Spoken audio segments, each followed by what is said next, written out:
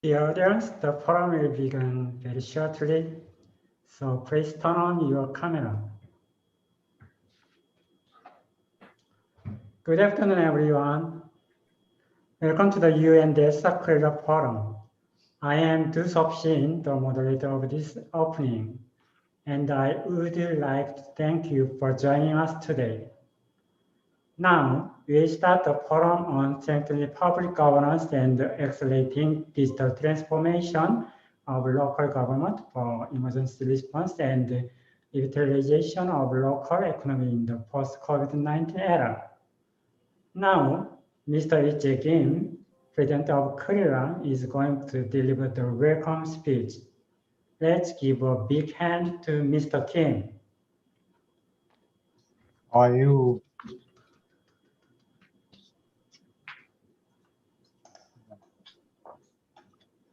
Should I start first? Okay, thank you.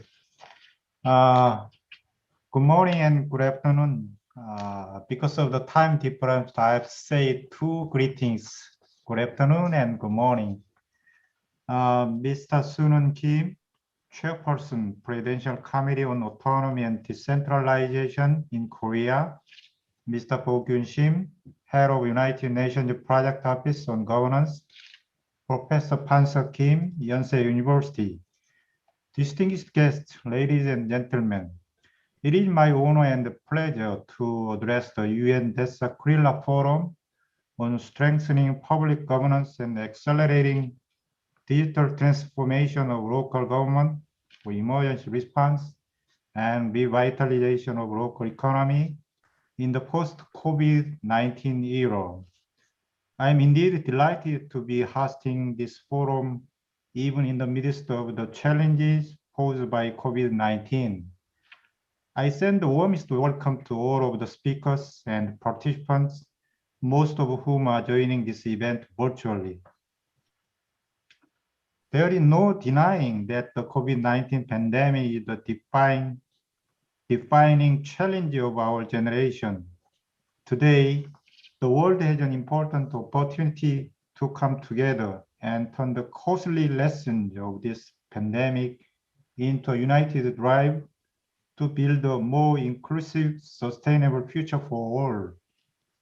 The global economy is facing a devastating recession. More than 1 billion children are out of school, and it is the most vulnerable and weakest members of humanity that are bearing the brunt of the crisis. The crisis is having a deep effect on local governance around the world. The outbreak has a profound effect on local public health, an unprecedented impact on local economies around the world, and it magnifies existing social issues, including inequality. Distinguished guests, ladies and gentlemen, to overcome this crisis, strengthening international cooperation based on multi-stakeholder partnerships are paramount. Building partnerships among governments, international organizations, international financial institutions, the private sector, and civil society has never been more critical. Indeed, in the depths of the COVID-19 pandemic, we have witnessed many different partners coming together in unprecedented ways to unleash innovation, such as the remarkable development of vaccines in record time and the rapid adoption of digital technology around the world. We need to take advantage of this paradigm shift, particularly engagement and collaboration with all local stakeholders are required, not optional, to ensure the delivery of essential services to all, including vulnerable groups. Throughout the COVID-19 pandemic, digital technologies have enabled governments to connect with people and to continue to deliver services online and play the central role for communication, leadership, and collaboration between policymakers and society. In this context, I look forward to seeing this forum serving as an important platform to share insightful ideas and discuss ways and means to further promote partnerships and cooperation for concerted endeavors during this very challenging time. Once again, my deep thanks also go to all the speakers and distinguished participants from around the world and all those who worked so hard in organizing this meaningful, good forum. Thank you so much. Thank you so much, Mr. Kim. Let's give him a big hand once again. Next, Mr. Bo Kyun-shin, head of Comparative, is going to deliver the welcome speech. Thank you. Mr. Kim Soo-neun, chairperson of the Presidential Committee on Autonomy and Decentralization, Republic of Korea, Mr. Il-jae Kim, president of KRILA, and Professor Pan-seo Kim, previous Minister of Government Personnel Innovation, distinguished participants and speakers from all over the world, ladies and gentlemen, it is my great honor to welcome you to the UN DESA-KRILA Forum, co-organized by the UN Project Office on Governance, a part of DPIDG of UN DESA, together with KRILA.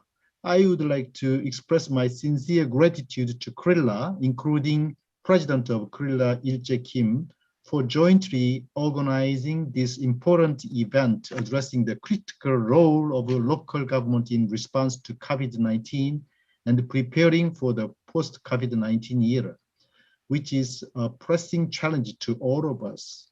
We have witnessed the critical role of local governments during the COVID-19 pandemic situation as the first responders to develop and implement the emergency response measures at the local level. Due to the proximity to citizens, local governments have been at the forefront of identifying the emergency situations on the ground and delivering essential services and emergency assistance to citizens, including the disadvantaged and vulnerable populations.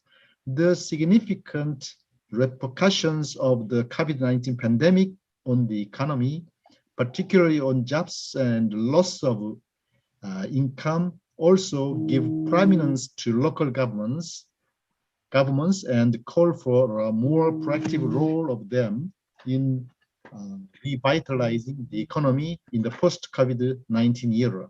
Emergency assistance and measures by local governments are critical to minimizing the negative effects of COVID-19 on local economies, especially to micro and small-sized enterprises and to preparing for non-contact-based industries in the post-COVID-19 era.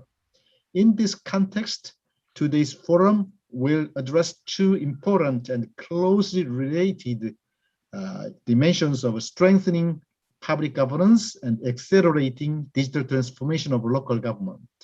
First, local governance with the local governments at the center should take an active role with ownership and accountability for emergency response and local economy revitalization in the post-COVID-19 era. Local governments should effectively engage local communities, civil society organizations, private sector, expert groups, and citizens to foster innovative strategies and solutions to COVID-19 and recovery in the local context. To strengthen local governance, effective national to local governance for policy coordination and better coordinated resource mobilization and allocation at the local level is important. Technical financial support between national and local, as well as among local authorities, is also instrumental in forging resilient and inclusive recovery. At the same time, ICT and digital technologies have been playing a pivotal role, and COVID-19 has become the new driver for digital transformation to embrace the digital new normal. Especially the central role of cities and local governments in responding to the needs of the citizens with innovative digital platforms, tools, and smart technologies during the pandemic has further accelerated the advancement of digital transformation of local governments. Accelerating digital transformation at the local level requires strategies and initiatives to ensure effective national local government collaboration. It also calls for coordination and policy coherence across different departments with local government, as well as effective public-private people partnerships by establishing an enabling environment. Ladies and gentlemen, strengthening public governance and accelerating digital transformation of local government all require development of new skills and knowledge and mindset changes of government officials as well as other stakeholders at all levels. It also calls for a paradigm shift with new approaches, strategies, practices for innovative solutions. This will also be very critical to further strengthen the important role of local governments and other local actors in achieving the 2030 agenda.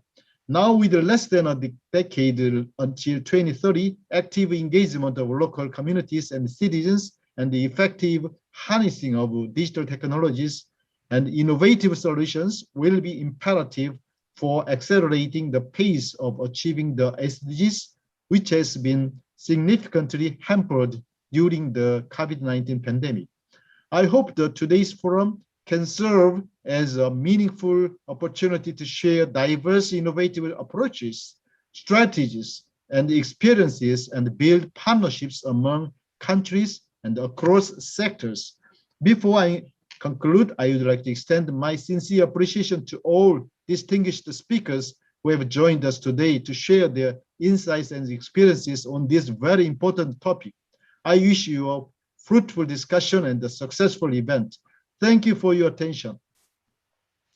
Thanks so much, Mr. Shim. Let's give him a big hand once again. Today we have a distinguished keynote speech. Mr. Sunun Kim, Chairperson, Presidential Committee on Autonomy and Decentralization, will give you a keynote speech. Let's give him a big hand. Thank you very much, Director Kim. 네, 여러분 안녕하십니까? 네, 방금 소개받은 대통령 소속 자치분권위원회 위원장 김순훈입니다. 유엔 거버넌스 센터와 한국지방행정연구원이 공동 주최하는 이번 포럼에서 기조연설을 하게 되어 매우 기쁘게 생각합니다. 올해는 1991년 지방의회 의원 선거로 대한민국의 지방자치가 부활된 지 30주년이 되는 뜻깊은 해입니다. 우리나라의 지방자치는 1949년 지방자치법 제정과 공포에 따라 1952년 지방의원 선거로 처음 실시되었습니다. 그러나 1961년 군사정변으로 중단되었다가 1987년 6월 민주화 항쟁으로 얻어진 헌법 개정에 이어 김대중 전 대통령의 목숨을 건 단식으로 다시 부활을 맞게 되었습니다. 1991년 지방의회 의원 선거와 1995년 지방자치단체장 선거가 실시된 이후 평화적 정권 교체, 행정정보 공개 조례, 주민참여 예산 제도 등 민주적 제도와 주민 눈높이의 지방행정으로 주민의 삶의 질이 높아진 성과도 있었지만 중앙과 지방의 관계에 초점을 둔 단체자치에 비중을 두면서 주민 참여에 기초한 실질적인 자치분권은 부족했다고 평가할 수 있습니다. 이에 문재인 정부는 연방제 수준의 자치분권 국가를 실현하기 위하여 주민주권 구현을 목표로 다양한 정책들을 추진하여 큰 성과를 거두고 있습니다. 제1단계 재정분권을 완료하여 지난해부터 매년 8.5조 원씩 지방재정이 확충되었으며 제1차 지방일괄이양법의 제정으로 중앙권한의 지방이양 방식이 획기적으로 변모하였습니다. 특히 32년 만에 지방자치법 전부 개정하여 주민주권 구현의 제도적 토대가 마련됨과 동시에 지방정부는 국정의 동반자주의를 갖게 되었습니다. 또한 지난 7월 1일부터는 자치경찰제가 전국에서 전면 시행됨에 따라 협력적 거버넌스에 기초한 치안의 공동책임이라는 성과도 창출하였습니다. 1991년 지방의회 의원 선거로 지방자치가 실시된 이후 지난해 지방자치법이 전부 개정되기까지 30년은 자치단체 중심의 권한과 책임을 제도화하여 지방자치 제도의 기본 토대를 마련한 지방자치 1.0 시대였다면 앞으로의 30년은 자치분권을 고도화하여 주민 중심의 지방자치를 완성해 나가는 자치분권 2.0 시대라고 할 수 있겠습니다. 자치분권 2.0 시대의 핵심은 주민이 중심이 되는 주민자치입니다. 주민주권 사상과 보충성의 원칙에 따라 지방의 정책 결정과 집행 과정에 주민 참여를 확대하여 주민 스스로 자신의 삶을 바꾸는 것이라 할 것입니다. 이는 각 지역에서 직면하고 있는 문제점과 현안은 그 지역 주민이 제일 잘 알고 있기 때문입니다. 아울러 지역 문제에 주민이 참여하여 스스로 문제를 해결하게 되면 지역 주민의 삶의 질이 향상되고 행정에 대한 만족도도 높아지게 될 것입니다. 또한 재정분권을 통해 중앙과 지방의 협력 관계가 더욱 공고해질 것입니다. 지방의회 전문성과 자율성이 강화되어 지방정부와 의회 간의 견제와 균형이 정상적으로 작동하게 되고 중앙정부와 지방정부도 지도 감독의 상호관계가 아닌 협력적 동반자 관계로 나아가게 될 것입니다. 코로나19는 지방자치의 재발견이라는 수식어를 이끌어낼 만큼 지방정부에 대한 신뢰성과 자치분권의 중요성을 높이는 계기가 되었습니다. 코로나19 대응 과정에서 초기 방역 성과를 이뤄낼 수 있었던 것은 선제적이고 적극적으로 방역 행정을 추진한 지방정부의 역할이 있었기 때문입니다. 저는 이번 코로나19 대응을 보면서 지방정부의 역할이 대단히 중요하다는 것을 새삼 실감하게 되었습니다. 앞으로 포스트 코로나 시대에는 지방의 자치 역량 강화를 통해 지방정부에 대한 신뢰를 더욱 높이는 것이 중요하다고 하겠습니다. 이를 위해서는 지방정부의 혁신적인 정책 시도와 거버넌스 혁신과 함께 실질화된 주민주권과 주민참여를 활성화해야 할 것입니다. 특히 지역소멸 위기를 극복하기 위해서는 범정부적인 지원과 연계협력체계에 기초한 지역소멸 위기 공동대응을 위한 노력도 필요할 것입니다. 자치분권위원회는 지난 4월 국가균형발전위원회와 공동으로 기획재정부, 행정안전부, 산업통상자원부, 국토교통부 및 관련 부처가 참여하는 메가 CD 지원 본부처 TF를 출범시켜 분권적인 국가균형 발전을 모색하고 있습니다. 앞으로 유관기관 간 긴밀한 연계협력 체계를 구축하여 분권적인 체제에 기초한 국가균형 발전을 이룩할 수 있도록 다각적인 정책적 노력도 다해갈 것입니다. 국가균형 발전을 위해 올해에도 제2차 지방일괄이양법 제정을 추진하는 한편 제2단계 재정분권을 완성해 지방재정을 더욱 확충하는 등 자치분권의 남은 과제를 성실히 수행할 계획입니다. 이와 같은 우리나라의 경험이 세계 많은 나라에도 다소나마 도움이 될 수 있는 관행으로 이어지기를 기대합니다. 본 포럼의 선곡적 개최를 기원하며 키노트 스피치에 가름합니다. 네, 감사합니다.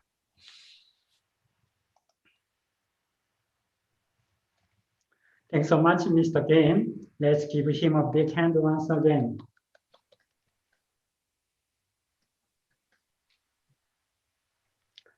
Now, we'll have 60 minutes for the first session on strength public governance of local government.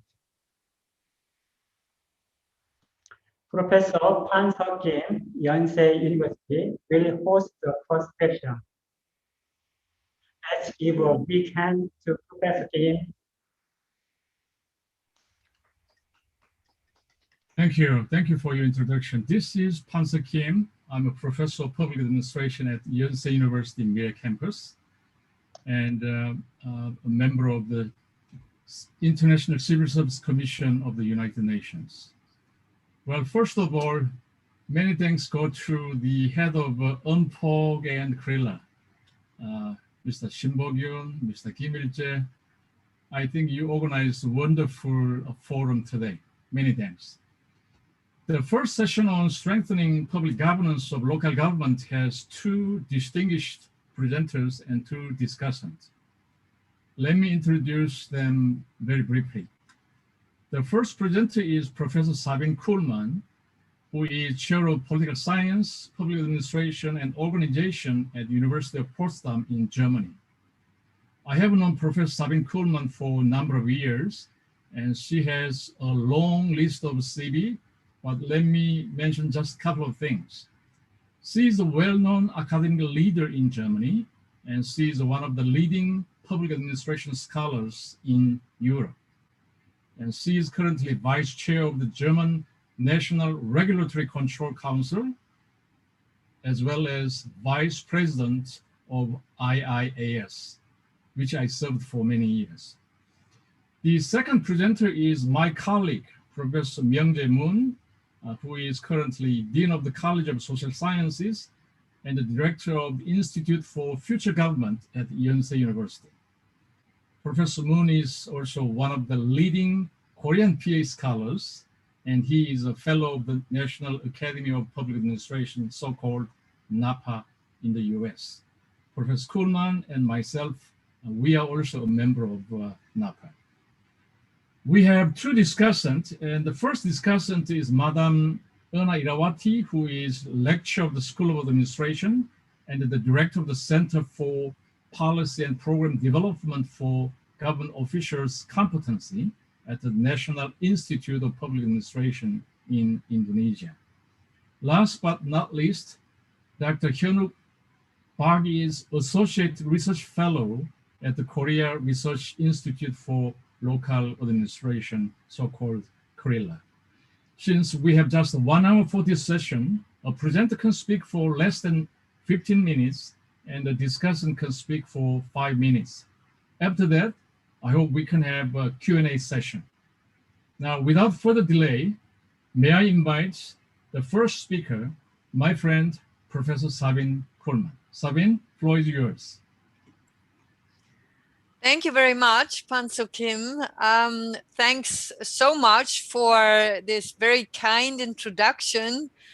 And also thanks to the organizers for inviting me to this panel. I'm very honored and pleased to present here in front of this distinguished audience. My presentation will be focused on the topic strengthening public governance of local government, lessons from the COVID-19 crisis. I will predominantly focus on the example of Germany coping with the COVID-19 crisis from a local government perspective. Next slide, please.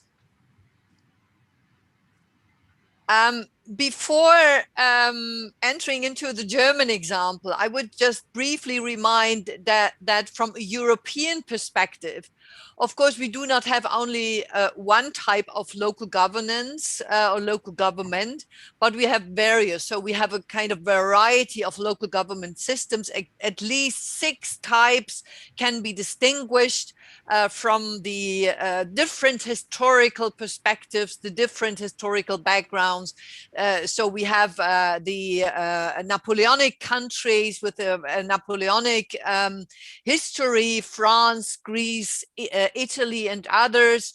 Then we make a distinction to the federal type, continental European federal type, including the federal countries of Germany, Switzerland, Austria. We have the Nordic system, the Anglo-Saxon system, but then also in Eastern Europe, Eastern European type of local government. So we have this broad variety of different types of local government systems in Europe. Next slide, please. However, what all these types and countries have in common, that over the last 20, 30 years, local government capacities have been significantly increased all over Europe. So in many European countries, the functional responsibilities of local governments have increased. Local governments enjoy more autonomy, so the degree of local autonomy was enhanced. We have also seen, and many countries have witnessed, territorial reforms. So municipal amalgamations, territorial structures have been upscaled. And so nowadays we enjoy more viable territorial units at the local level. And the performance of public administration has been increased as well. as has citizen satisfaction with local services due to administrative modernization, new public management reforms, and other kinds of public sector modernization. Regarding democratic participation, it's important to mention that in many countries, the opportunities for citizens to participate in local politics and local democracy have been enhanced. So there are more opportunities now for citizen involvement and for participating in local decision making. Next slide, please. Next slide.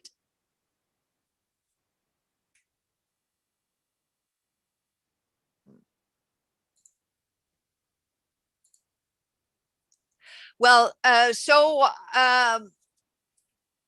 we have an increasing degree of local autonomy, yet there are differences across Europe. And what you can see from this slide is that the more darker areas, so when you see in dark red color, which are the Nordic countries, but also Germany and even Poland, enjoy the highest degree of local autonomy, whereas those countries where you see the light colors, which are mostly in the eastern part, but also in more southern Europe and as well in the United Kingdom and Ireland, enjoy a lesser degree of autonomy. So in these countries, local authorities are less autonomous. So that's, I think, an interesting fact that we have these really very varying degrees of local autonomy across Europe.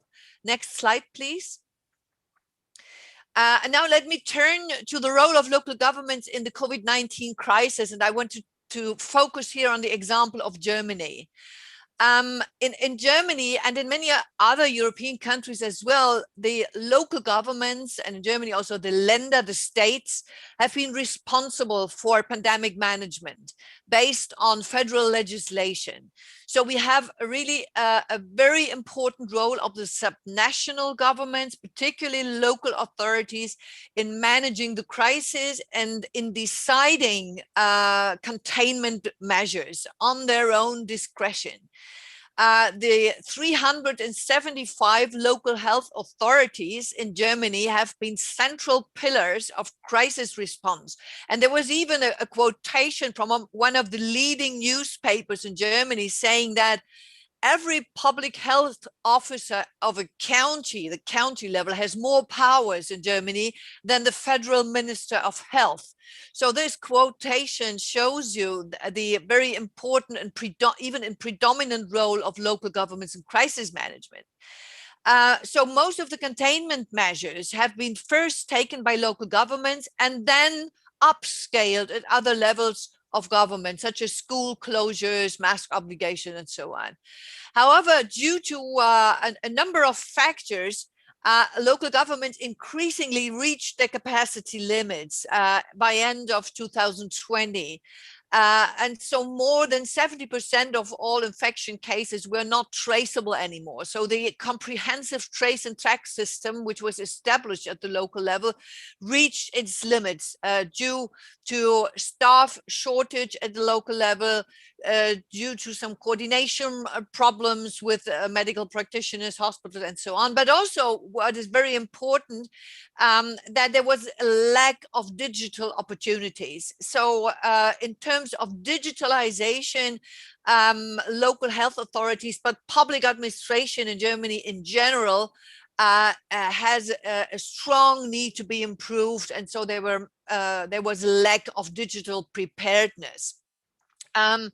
So against this background, over the course of the crisis, local discretion was increasingly curbed. So there were more and more trends of centralization and of taking back local autonomy in managing the crisis. Next slide, please. And so from the beginning of the crisis in 2020 until most recently, April 2021, 5 phases of containment reaction can be distinguished in the intergovernmental system. We started from a very local approach and a reliance on local management. turned then to more unitarization, centralization, with the case numbers increasing, with the crisis increasing. And then with some relief over the summer months in 2020, there was a re-emphasis on local discretion and more variance. And again, the pendulum swung back to more centralism, more intergovernmental coordination, more unitarization. And I would argue today we are in the phase 5 of managing the crisis. And this can be called as a trend towards more centralization and less local autonomy. Next slide, please. However, looking at the role of local governments, we observe that at the local level, in managing the crisis, more agile and more flexible reactions and solutions have been possible. And in general, we see local governments as a kind of resilience promoting institutions for crisis mitigation. So they are very important actors when it comes to assure and to guarantee resilience in crisis management.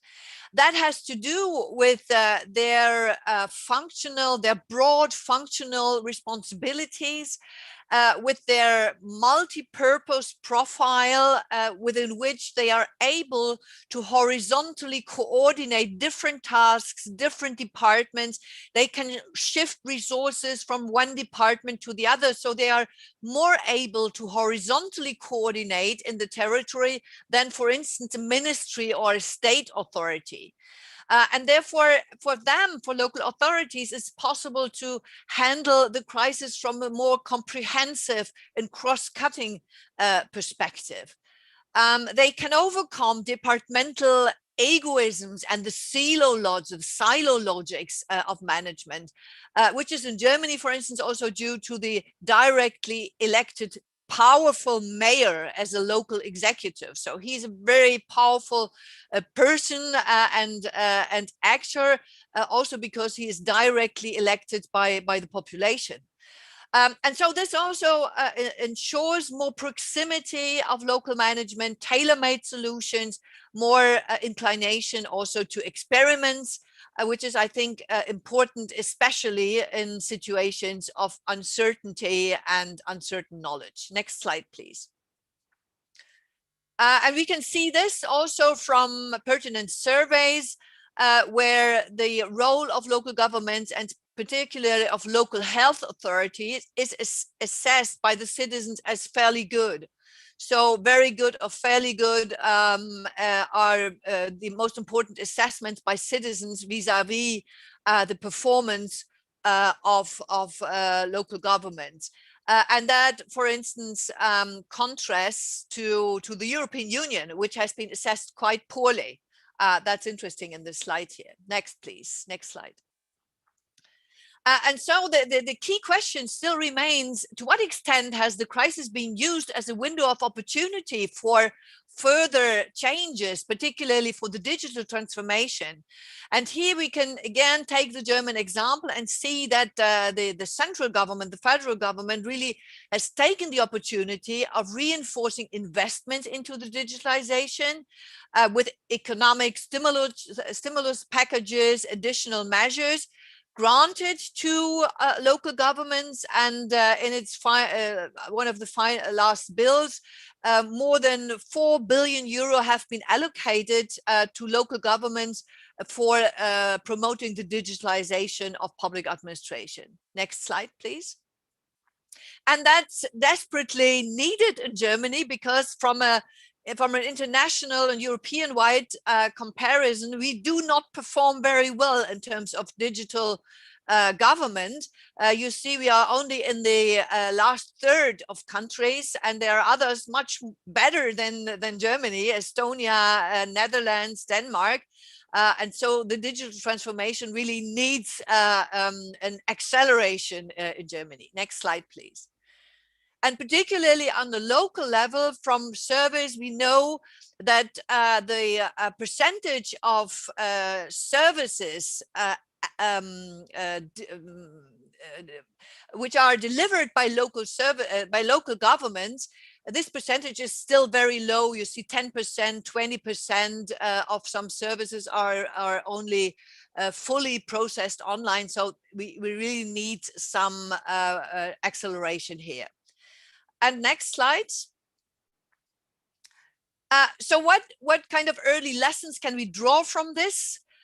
Local governments play a significant role in coping with multiple crises and the 21st century challenges in general. That concerns, on the one hand, pandemic management, of course, post-COVID management, but also other urgent issues, such as in Europe, the integration of refugees and migrants from Syria and other countries, coping with climate change issues, managing the digital transformation, e-service provision, and local governments play a key role in addressing these issues.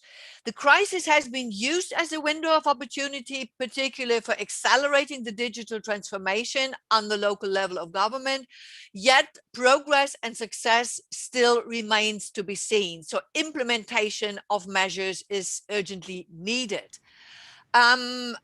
The decentralization and subnational discretion assure flexibility, agility, and tailor-made containment solutions.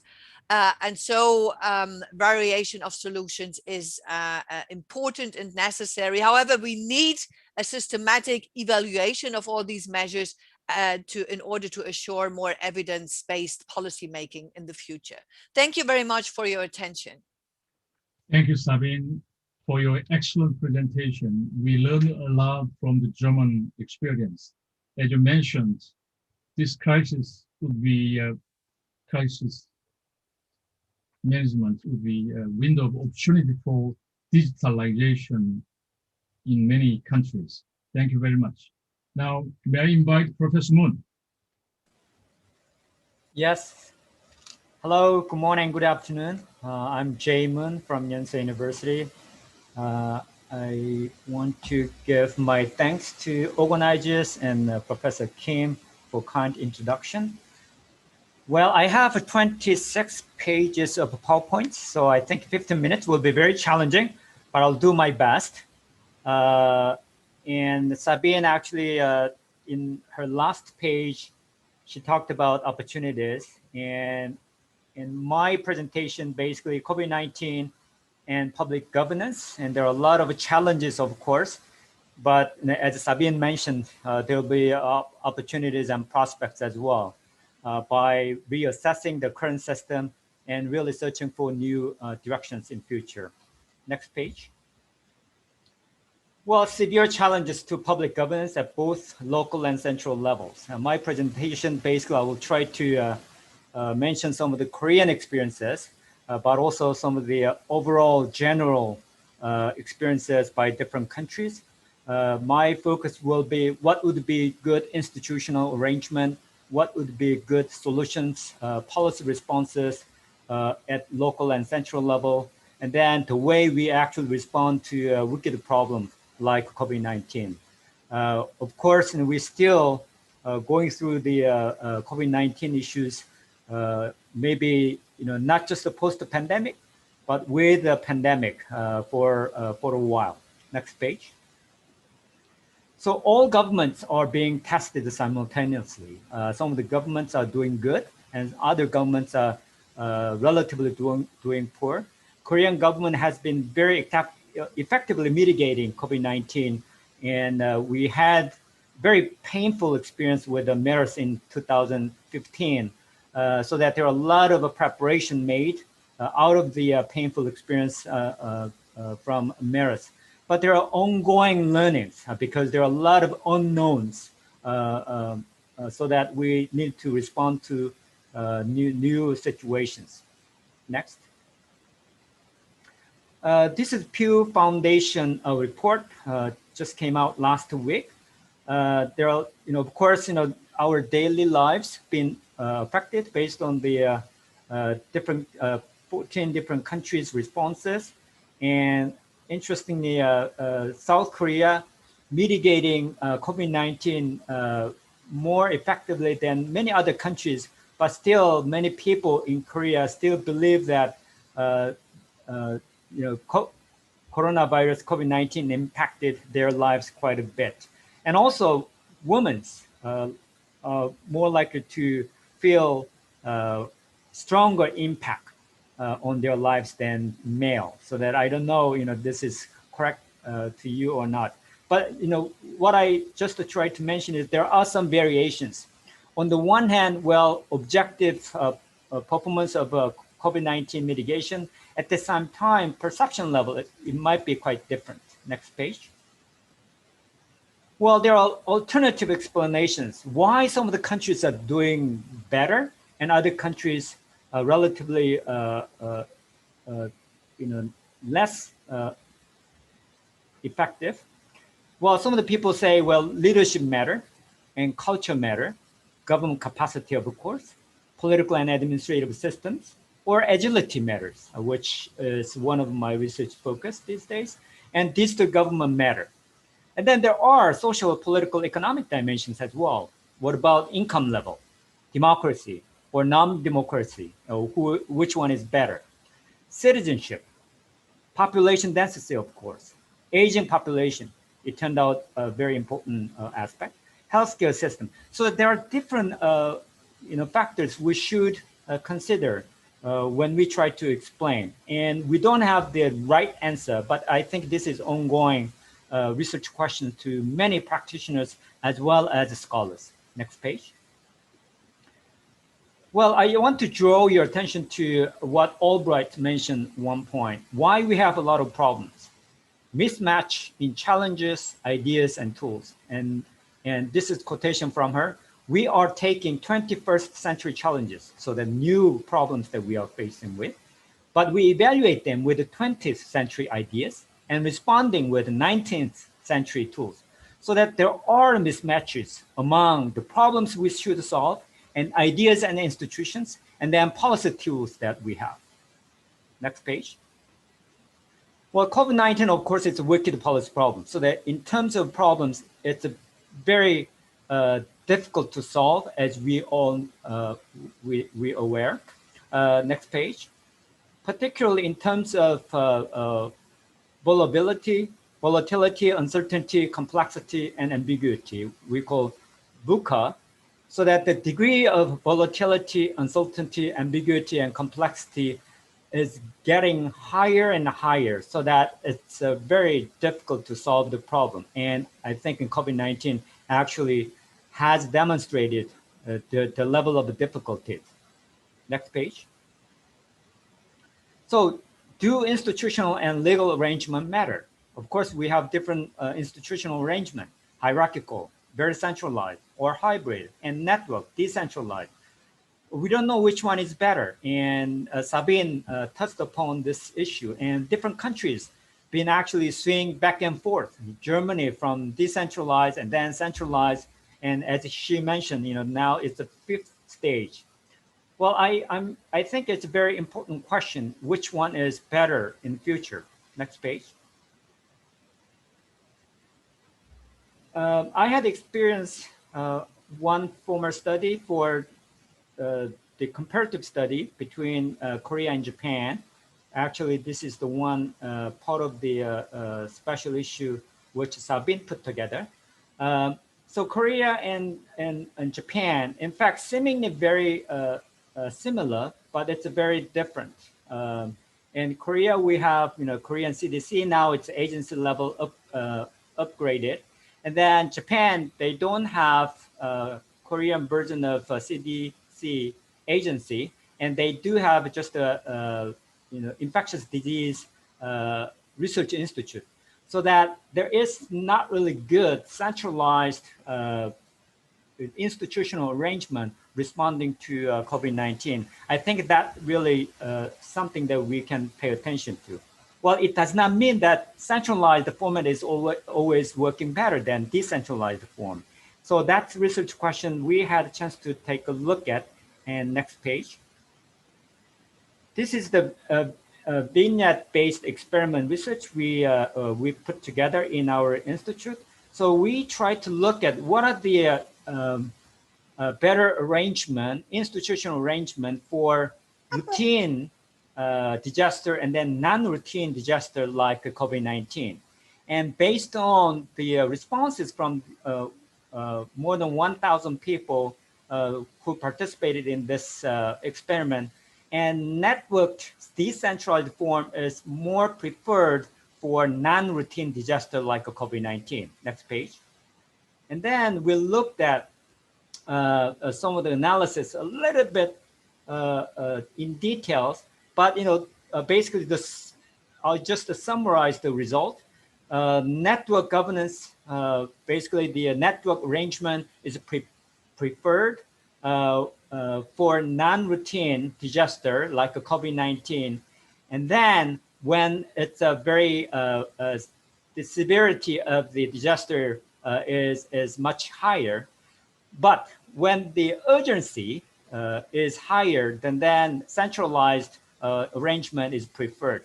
So that I don't think there is a one right answer, but I think it's a really important policy decision which format we should take a look at, particularly to promote both local optimization as well as global optimization. And I think mixed format would be should be considered.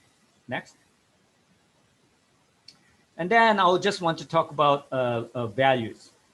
I just want to get a quotation from Eccioni, the sociologist, and a quotation: the world's most communitarian countries, maybe Korea is one of them, are handling the pandemic well. The most individualistic countries are doing the worst. Well, it's a little bit tricky, and also I think it's a debatable. But I think there are individual liberalistic citizenship versus communitarian citizenship. Because of the nature of the pandemic, it's very contagious.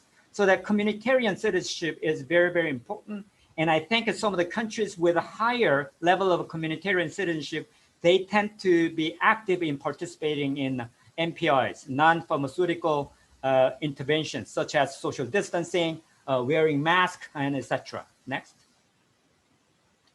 And which is related to co-production and government and citizens, they should work together. And as you all know, particularly in Korean people should know the mask apps, mobile phone apps.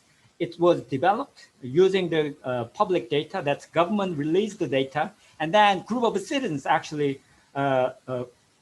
developed the app so that it was available to the public for free. So that it's a really true sense of co-production between government and citizens.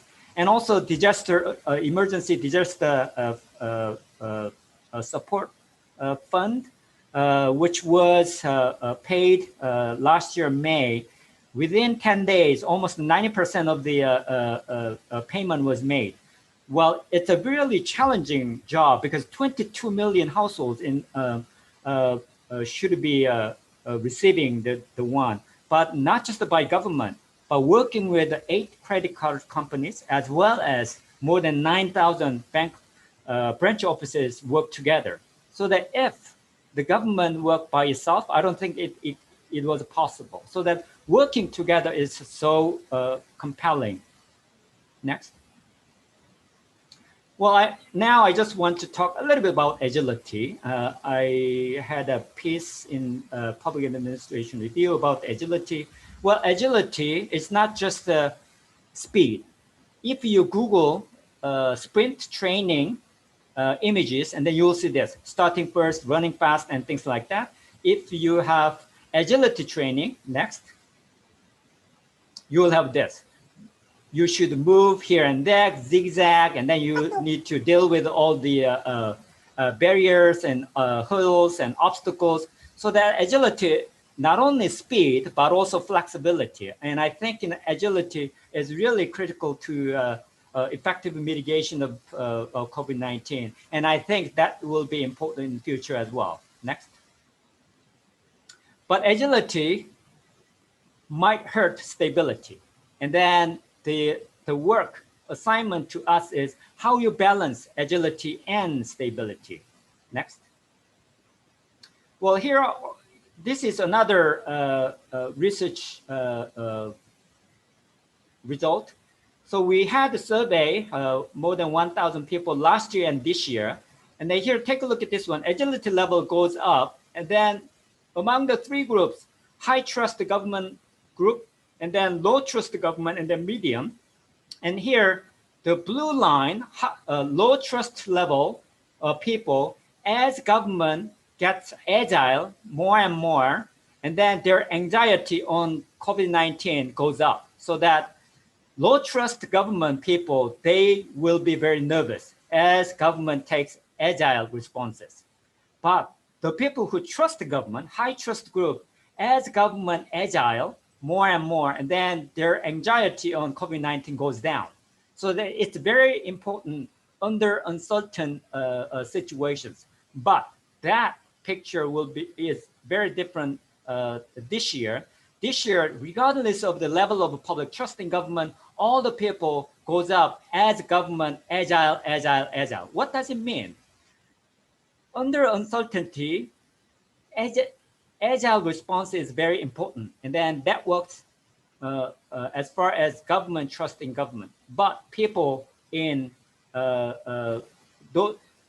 people do not trust government, and then agility might hurt their confidence in government. So that there are some relationship between public trust and agility and stability. Next. There are a lot of policy responses, of course. And Sabine also mentioned that. Next.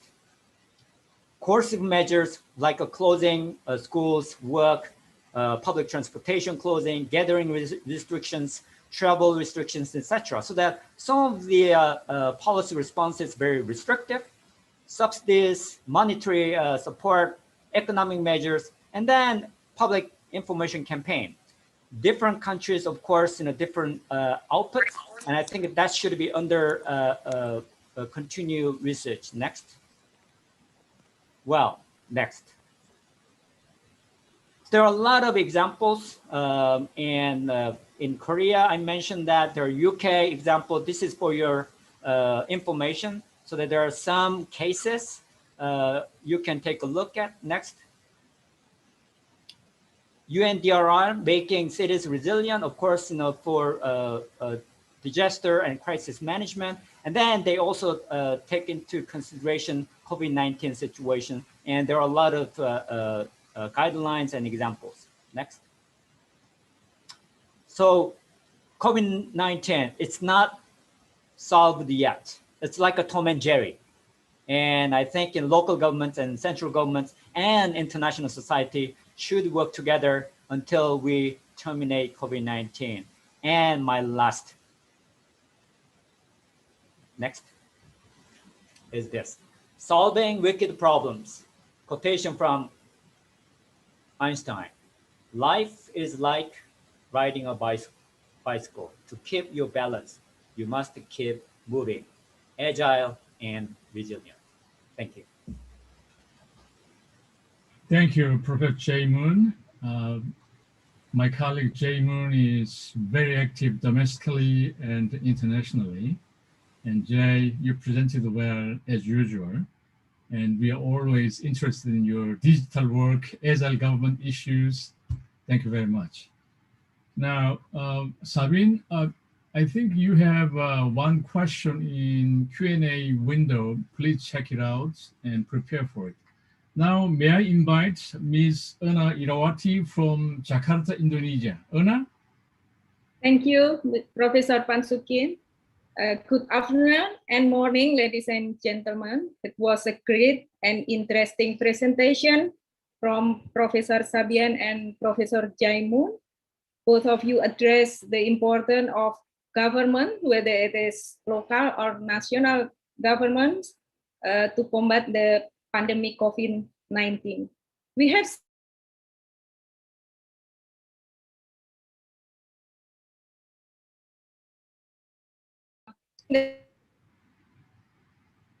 central government. My voice is clear? Yes, it's okay now. That's good.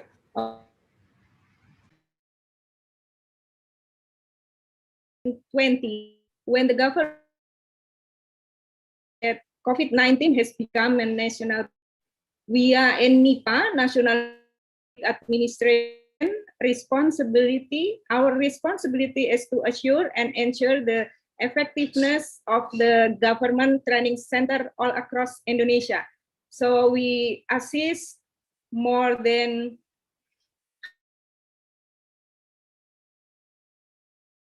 we have national center,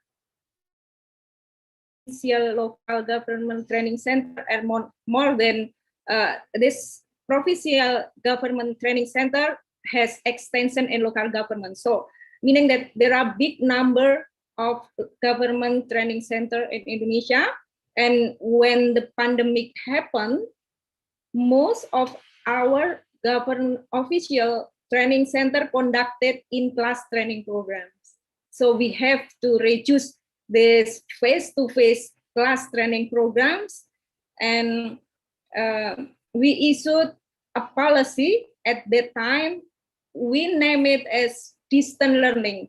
We do not choose e-learning because we have different preparedness and readiness from this local, especially for the local governments.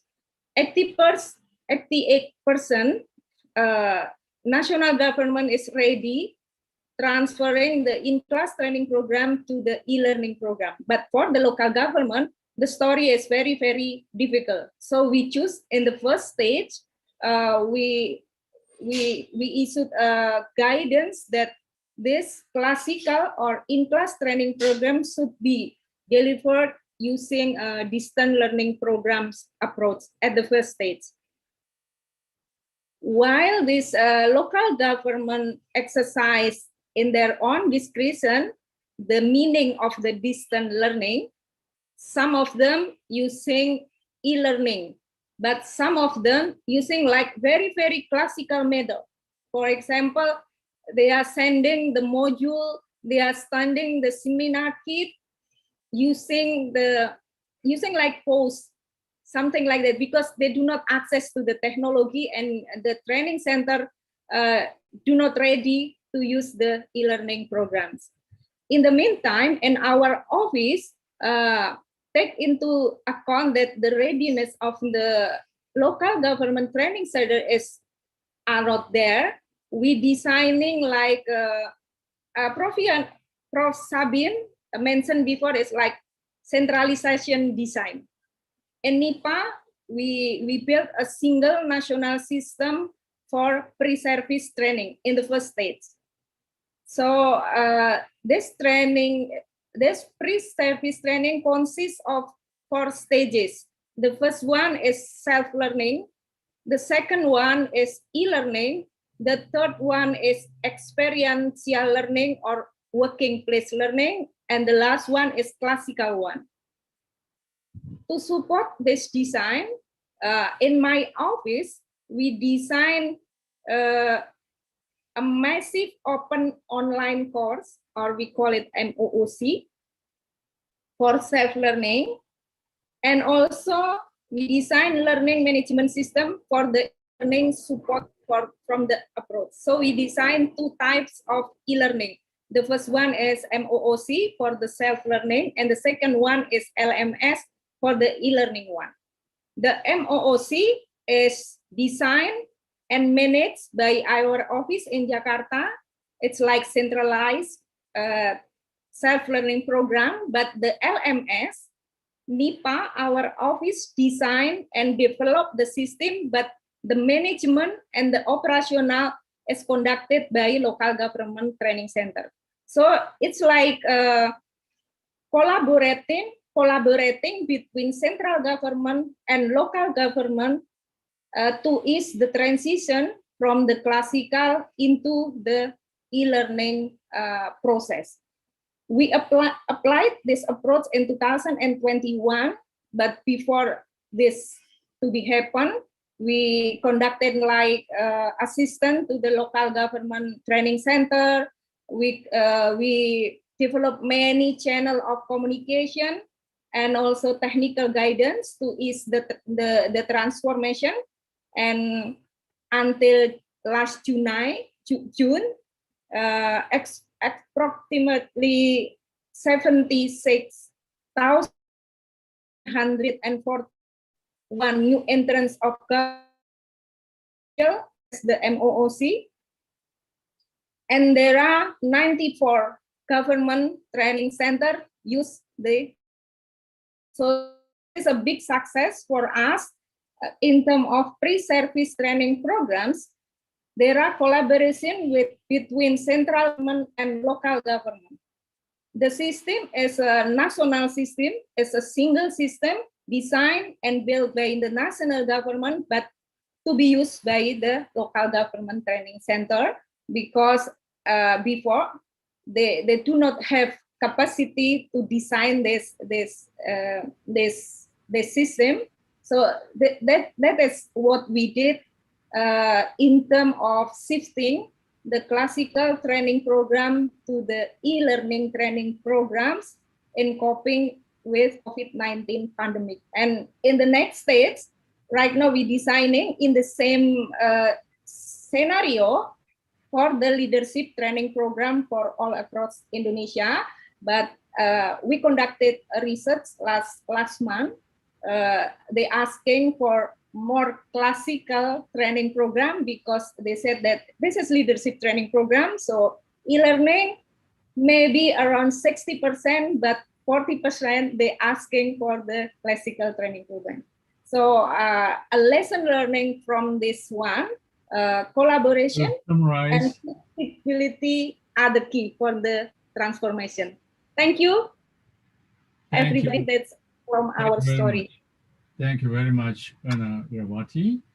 I hope, Sabine, you can maybe respond to Anna's related comments later.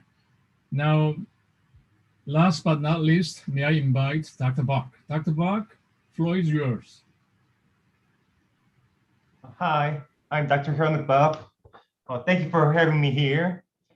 First, I want to thank you for your insightful presentation, Professor Moon and Kurman. I'd like to share some of my ideas based on your presentation and my research and my recent work. COVID-19 is a wicked problem that cannot be solved by a single actor. COVID-19 has had severe effect on every sector in the world: the citizens, private sector, non-profit sector, public sector, including both central and local government. Most local governments are also facing a number of challenges, such as scarcity of resources, low financial independence, and lack of fiscal autonomy. In order to respond fast challenges we encounter and improve efficiency and organizational performance for sustainable development, I also think we need more agile and resilient governments.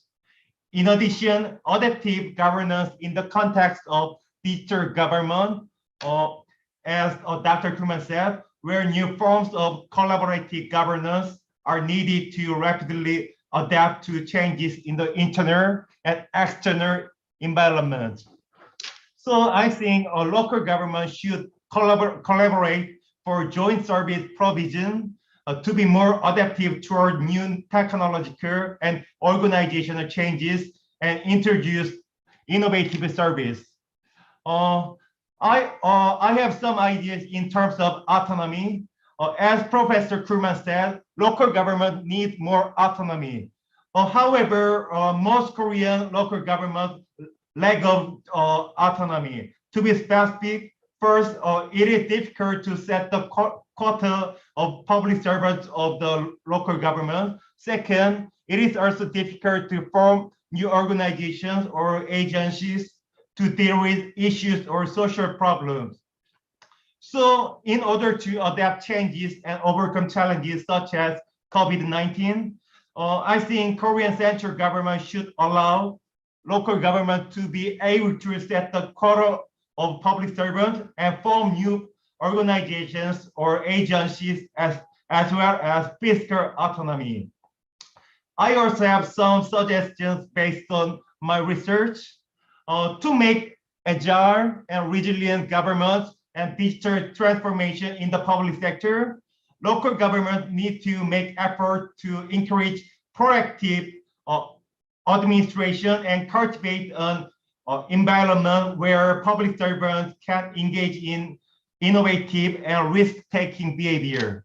So typical examples of proactive administration and innovative behaviors are identifying new optimal solutions to work process, not repeating old practices, and taking initiatives to make improvement to unreasonable processes and regulations, proposing new policies in congruence with social and technical changes, and lastly, making extra effort to do more than was originally expected.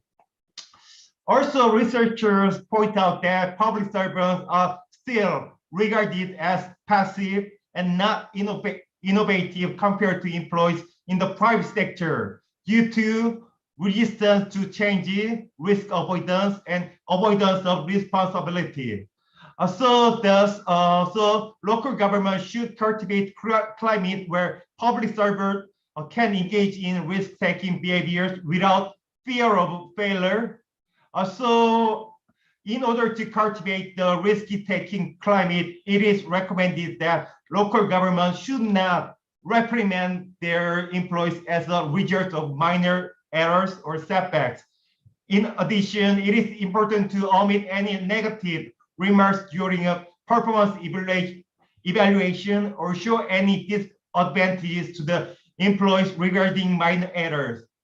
So lastly, I want to say we should make public servants more resilient as well as building a resilient and agile government.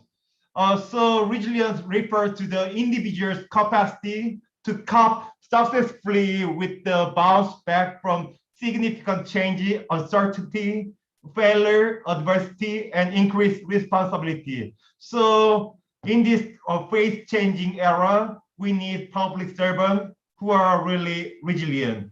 Thank you. Thank you, Dr. Park. Now, I want to open a Q&A session. First question raised by Dr. Praveen Maharajan goes to Sabine. The question is as follows. What are the dimensions of digital government framework of government of Germany to localize the digital transformation? How does government reform public management at the local level? How does government build a digital public service, putting citizens at the center during the COVID-19 and post-COVID-19? Sabine, could you respond to this question? Yes, thank you very much for this interesting question. I would like to answer the question taking again the German example and the German experiences. So we need to take into account that, as I said in my presentation, the German system of local governance is a very decentralized one with a high degree of autonomy. That means for administrative reforms and also for the digital transformation that local governments have been first in implementing these changes. So in Germany, we have the situation of a bottom-up development of innovations, of administrative reforms, including digital service delivery. So local governments have been first to implement respective changes, and then the changes have been upscaled to the state level, to the federal level, and so on. So that's an important starting condition in the German context, and in many decentralized countries, such as Switzerland, the Nordic countries, you often have the local governments being first and being most innovative and being front runners of reforms. And then upper levels are taking over. So that's the kind of a logic, which I think contrasts with the more centralist countries such as France or even the United Kingdom. And so what we have now in Germany concerning the digital transformation, also in the COVID-19 or post-COVID era, is that we have some local solutions, digital services available, which are very, very different across the country. So we have a kind of, we have a multitude of solutions which sometimes are not compatible, which cannot be connected to each other. And therefore now the federal government is trying to implement some more centralist measures to coordinate all these fragmented activities across the country. So we have these two developments of a bottom-up development on the one hand with the local government and a fragmented landscape of digital solutions, and now more and more centralist and federalist interventions in order to coordinate, to streamline, to unify all these solutions. And so just to mention one example, the online, we have a new law, the so-called Online Access Act, which is a federal law. And with this Online Access Act, the federal government tries to coordinate the process a little bit more. I hope this answers the question. Thank you, Sabine. I do see another question for you. To what extent the Federal Disaster Management Act give operational autonomy to local government during COVID-19 pandemic? Maybe you can think about this, and once I invited Jay, and later you may respond to this question if you can. Jay, I have a question on resilience raised by Tommy Setiawan. There are things that are important for the state to pay attention to, namely local government resilience. However, resilience is a set of behaviors that stimulate social transformation and empower a group of people or social system. How should this resilience be built by central and local government? Any thoughts, Jay? Well, resilience means a lot, and in fact, depending on what specific aspects you want to focus on, probably the interpretation of resilience might be very different. But however, particularly crisis situations, resilience is very important. It's not the one could be secured by one particular actor. As discussions that we had and presentations we had, is collaborative governance should be and need to be a really fundamental foundation for resilience. Here, probably not only government per se, but also particular pandemic situations, the medical institutions, as well as in many countries, nonprofit organizations, their role is very, very critical. In fact, they could fill the gap that local and central governments often cannot respond. And also citizens, as I mentioned in my presentation, so that it's really should be orchestrated together by different actors. And I think that's the prospects that we can envision for the the good governance in post-pandemic era. And one thing I just want to emphasize is also not only resilience. I think going back to the literature by Waldowski, anticipation, so that anticipation and resilience, I think both approaches should be taken advantage by, particularly by government. Thank you, Jay. Sabine? Well, I try to respond to this question on the Federal Disaster Management Act, to what extent it gives operational autonomy to local governments during the COVID-19 crisis. Well, we do not have a Federal Disaster Management Act, actually. So what we have and what all the crisis management, the COVID-19 crisis management measures have been based on is what we call the Federal Infection Protection Law. And this law on infection protection provides within the federal setting that exclusively the states and the local governments are responsible for containment measures. That means the federation, the central government, has no means to impose containment measures to the subnational levels. So there's no mean by the Federal Minister of Interior or the Federal Minister of Health or the Chancellor to impose any kind of containment measures such as closure, shutdown, lockdown, and so on local governments. That is not possible. So it's a completely subnational issue, and states and local governments, even local governments, local health authorities can decide on their own discretion on specific containment measures, on school closures and so on. So they are quite autonomous in this issue. And as I said in my presentation, this autonomy has to some extent been curbed over the course of the crisis. So there have now been some more centralist measures, some interventions also from the Federation to amend the law, to change the law, to introduce some new legislation in order to have a more centralist grip on local governments. Thank you, Sabine. Professor Kim, can I add one?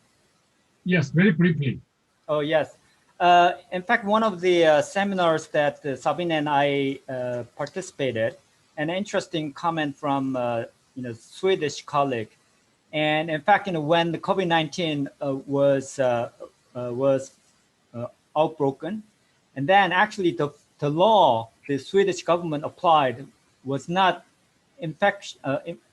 Infectious Disease Act, because it's really controlled by the local government, so that in the central government, they cannot do anything. So that the law they applied is not infectious disease law, but Public Safety Act. So that, depending on the institutional and legal arrangement, the responses will be very different. Okay, thank you, Jay. I think we had exceptionally good presentation and discussion, as well as limited but quite interactive Q&A session. Many thanks go to Professor Sabine Kuhlmann, my colleague Jay Moon, as well as Madam Irawati in Indonesia, and Dr. Hyunuk Bak in Krila. Particularly, I'd like to express my heartfelt appreciation to Sabine Kuhlmann. Sabine, I think this is a good start to collaborate between German and the Korean PA communities. I hope this kind of collaboration could be continued over the years, all right? And according to the Worldometers as of today, 185 million people have been infected and 4 million people lost their lives around the world. But the good news is that several kinds of effective vaccines are available, so that I strongly believe that we can overcome the COVID-19 pandemic. This too shall pass. Once again, thank you very much for your participation, and hope to see you some other time. Now, I'd like to turn over microphone to Ms. Megan Park, who is the moderator of the second session. Ms. Park, are you there? Yes, thank you very much, Professor Kim, for your introduction. Welcome to session 2 of UN DESA-KRILA Forum on accelerating digital transformation of local government. My name is Mi-kyung Park. I'm Governance and Public Administration Officer at UNPOG, DPID to UN DESA, and it is my great pleasure to be the moderator of this session today. As was also highlighted during the opening remarks in the session 1, ICT and digital technologies have been playing a critical role in the COVID-19 response, particularly in empowering local governments to deliver emergency assistance and essential services to the citizens at the local level. And digitalization has become the heart of preparation for the new normal in the post-COVID-19 era, with an exponential demand for digital services and so-called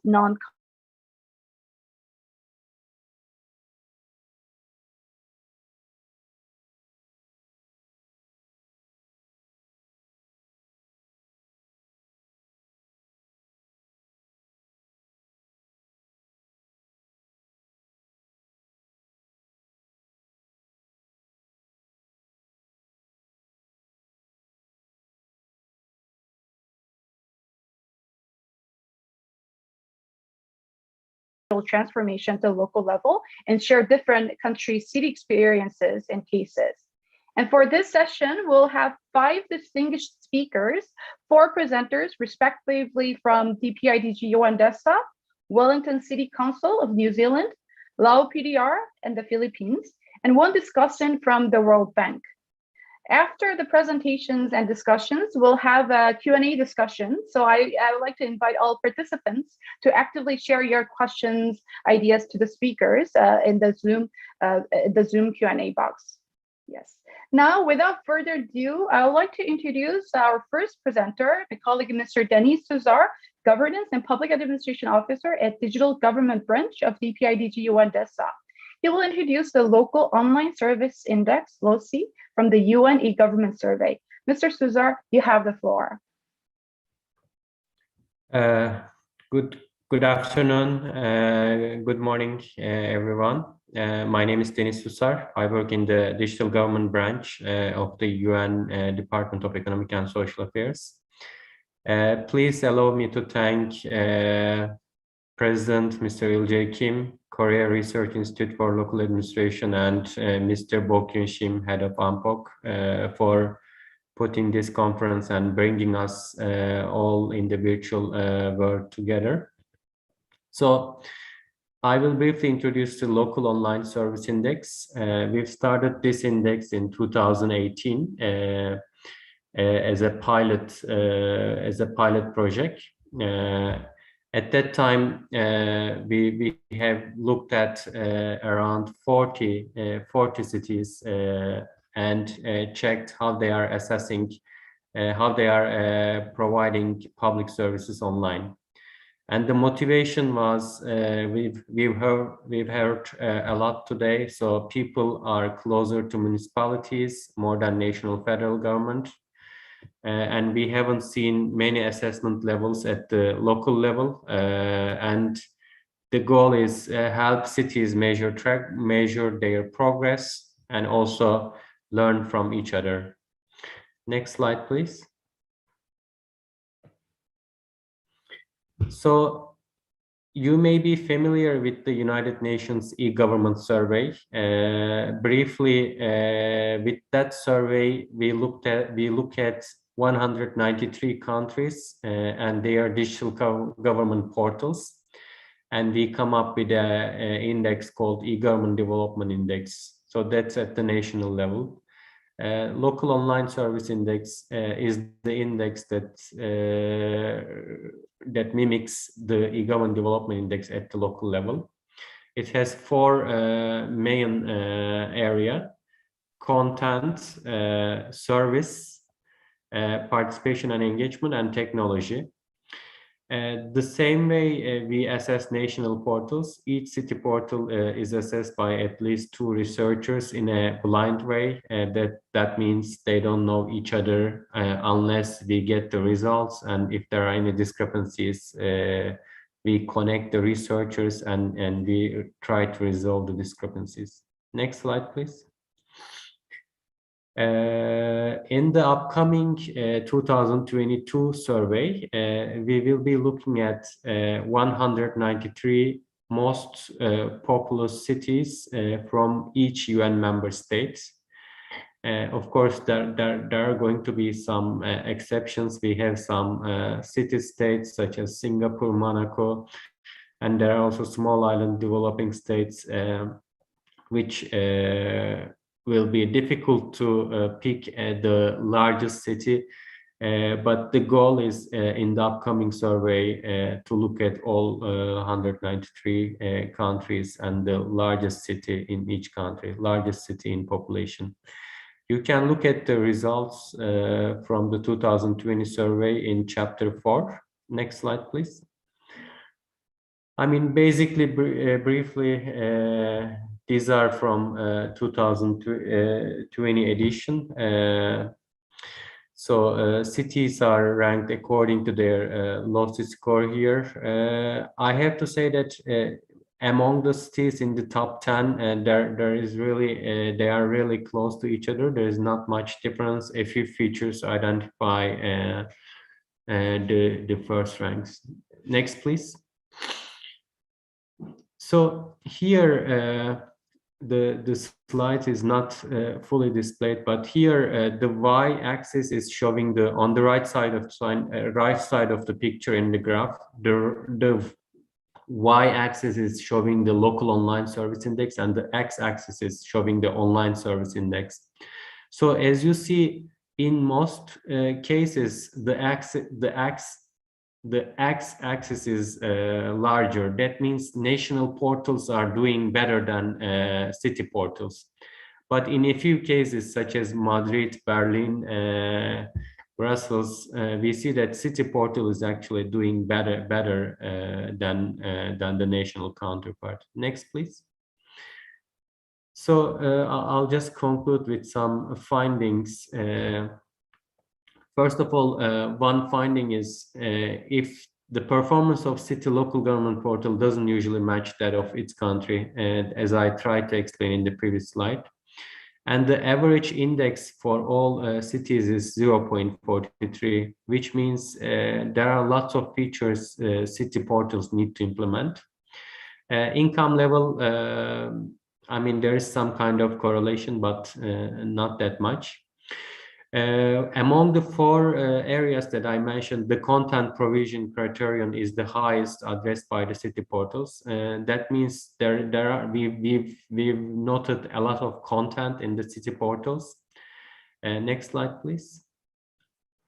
But the service provision scored the lowest. Again, this tells us that there is room for improvement, especially for providing services in the city portals. I think more than half of the cities had implemented only 21% of the services we check.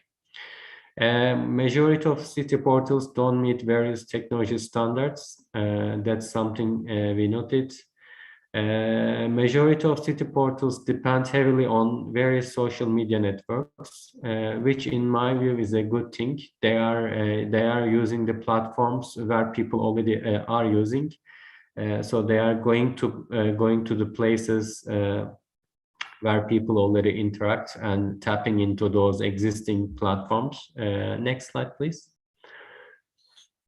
I mean, these findings also call for the establishment of a shared vision for locally government projects. I want to highlight particularly small and medium enterprises here. I think it's important to include them in the locally government projects.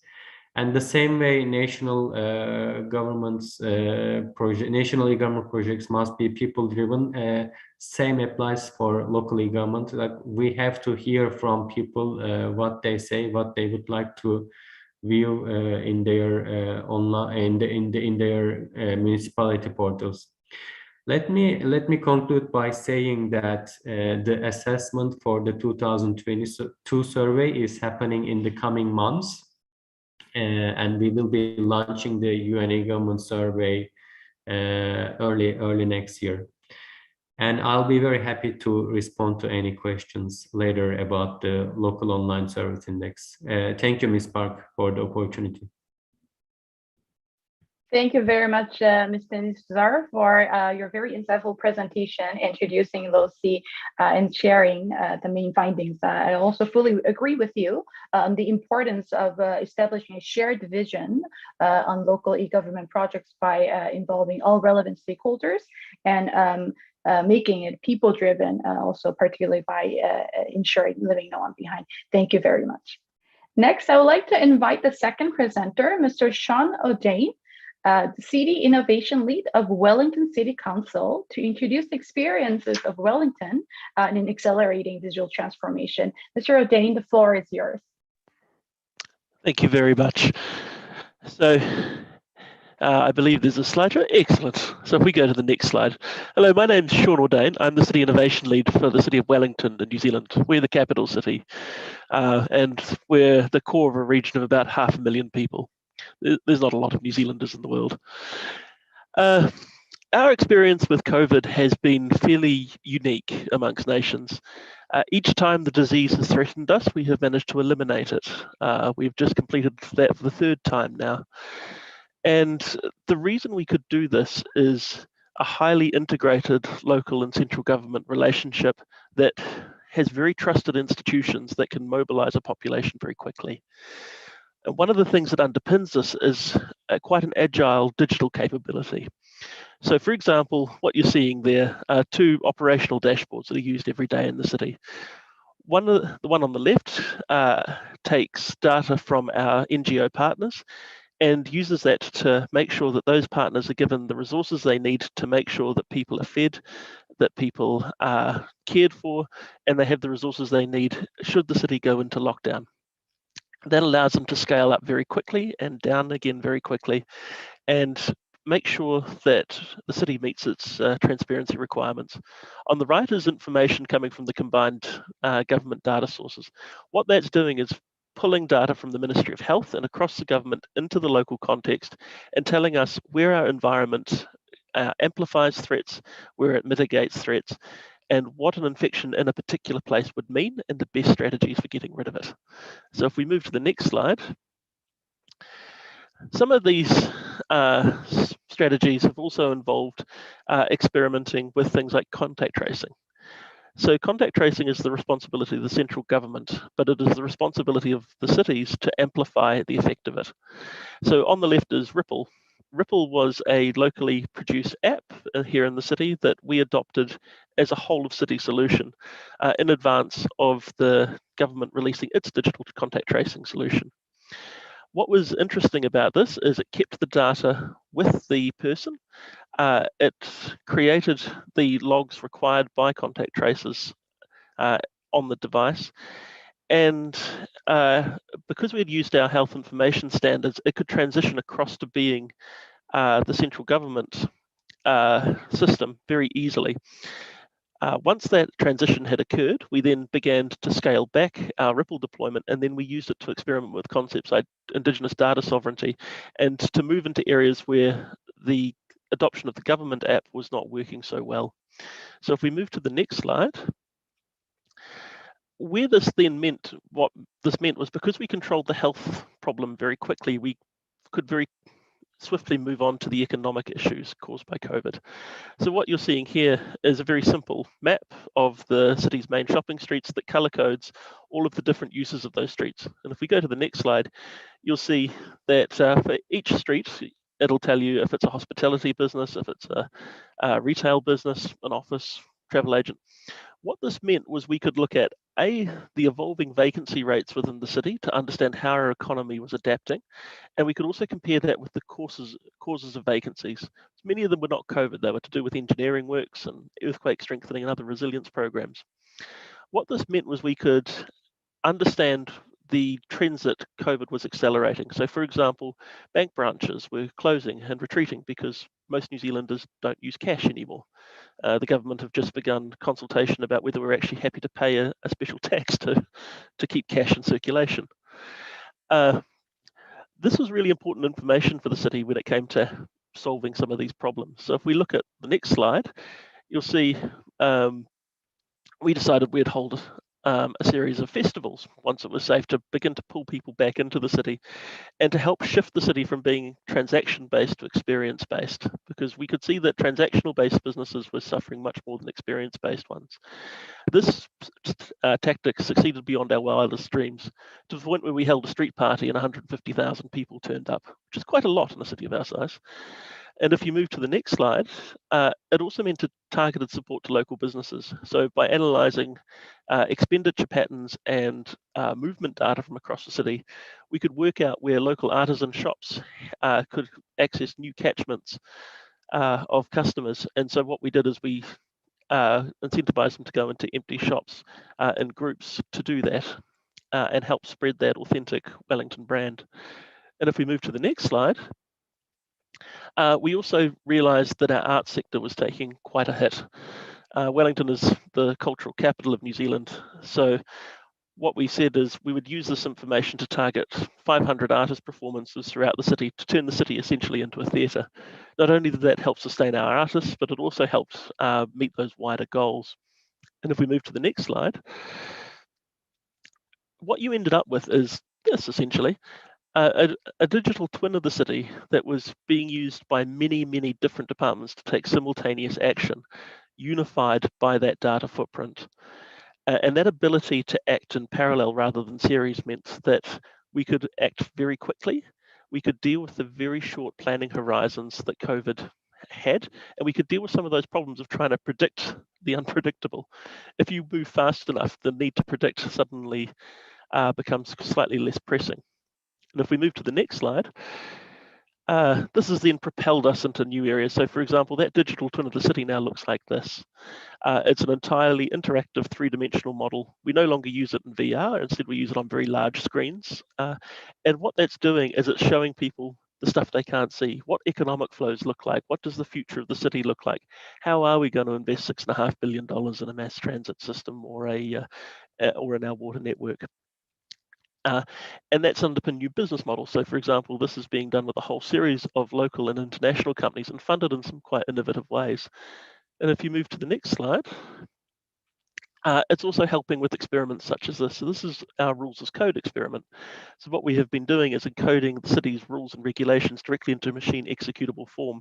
What this is doing is underpinning a new generation of public services, which are much more intuitive and also help ease the administrative burden on the city.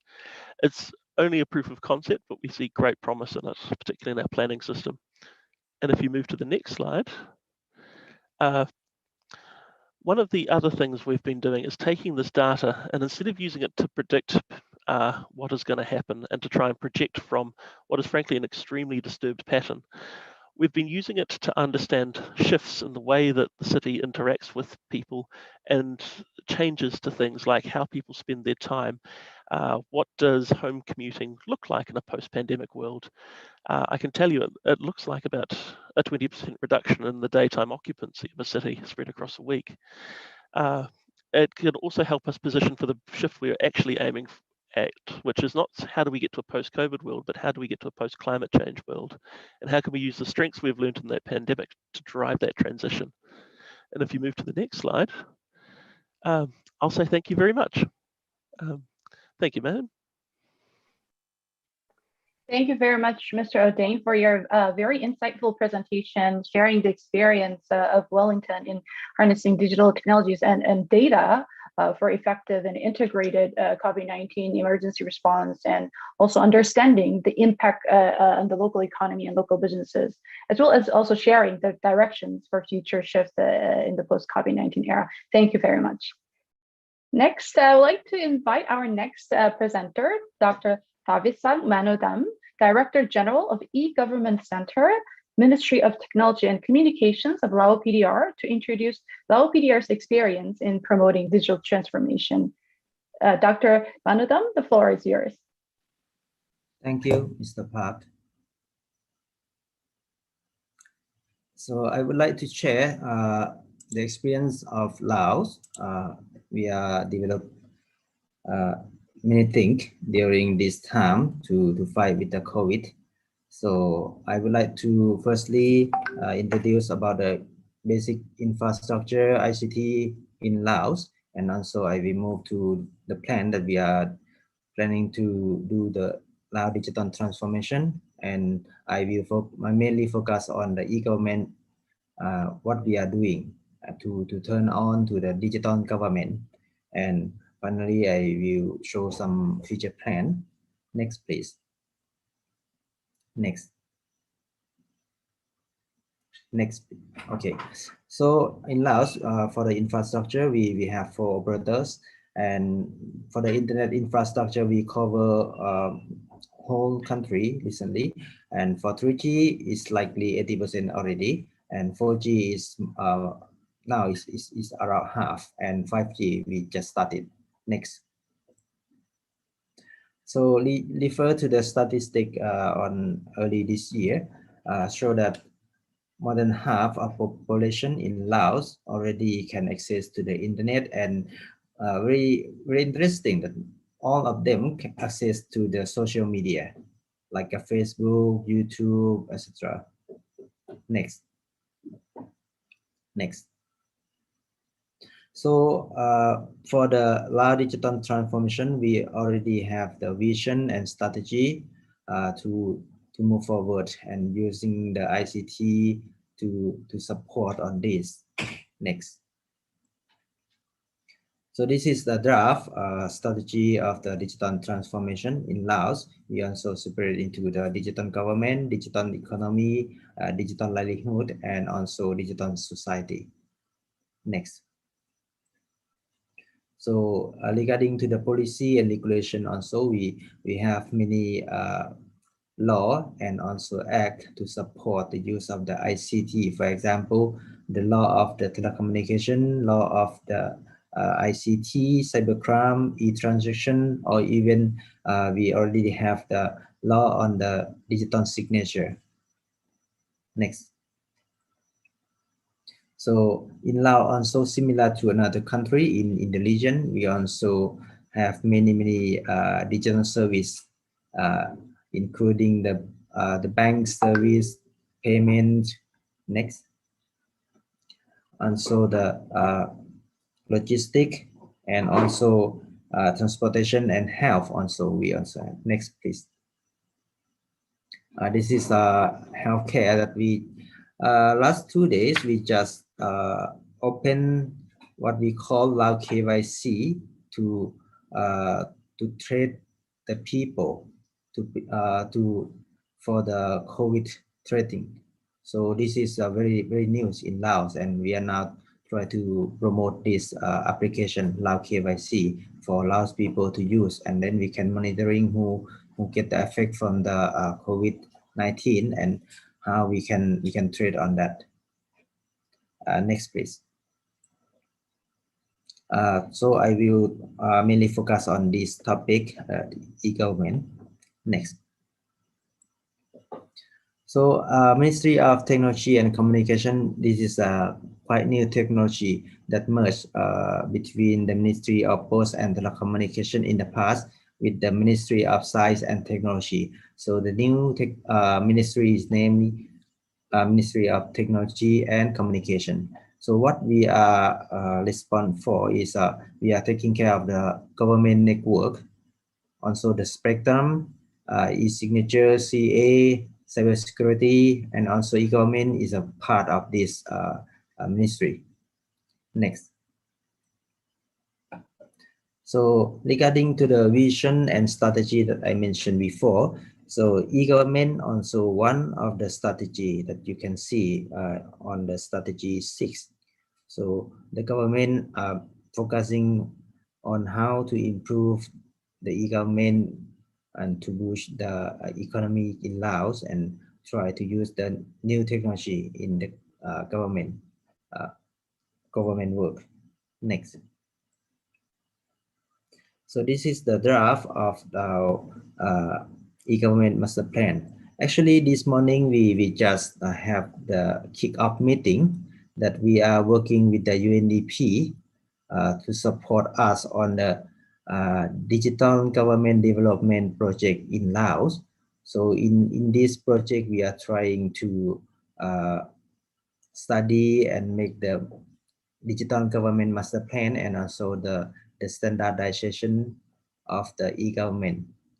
So this is a draft that we are focusing on at the moment. So you can see that we are also focusing on the policy and regulation as a main of our point, and also human resource development is also very important for Laos for to develop government to the digital.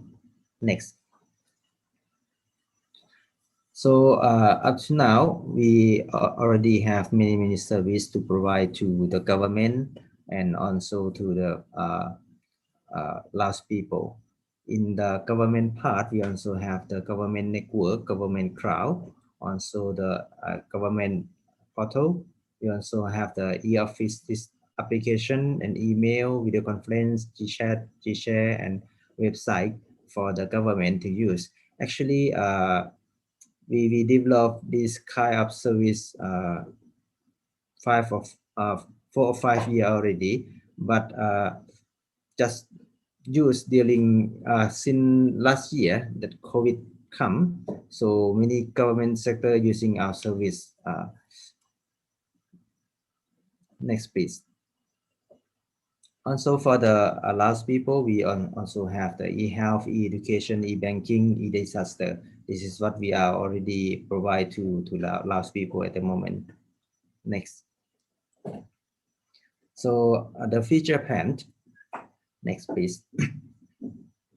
As you can see, we already have many services to the government and also to the Laos people, but what we see the problem now, many government sector, they have the information, they have the database, but they didn't share to each other yet. So what we are trying to do now, we try to create the government data exchange to share information from every ministry, like a Ministry of Finance or Ministry of Health, etc. So after we can share the information, then we can provide more service and provide better service to the customer as well. Next, please. So this is our future plan. We are trying to do the new policy and regulation, Digital Government Act, master plan, standardization, and also another service for the people in government. Next. Thank you very much.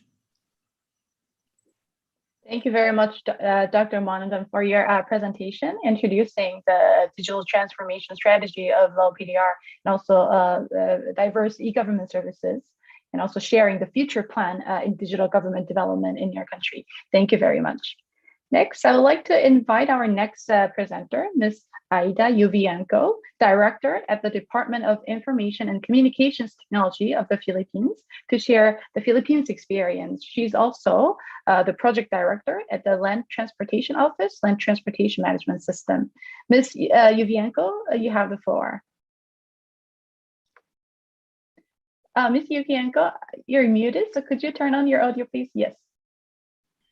Thank you very much. Thank you, Mikyu. So good afternoon and good morning to everyone.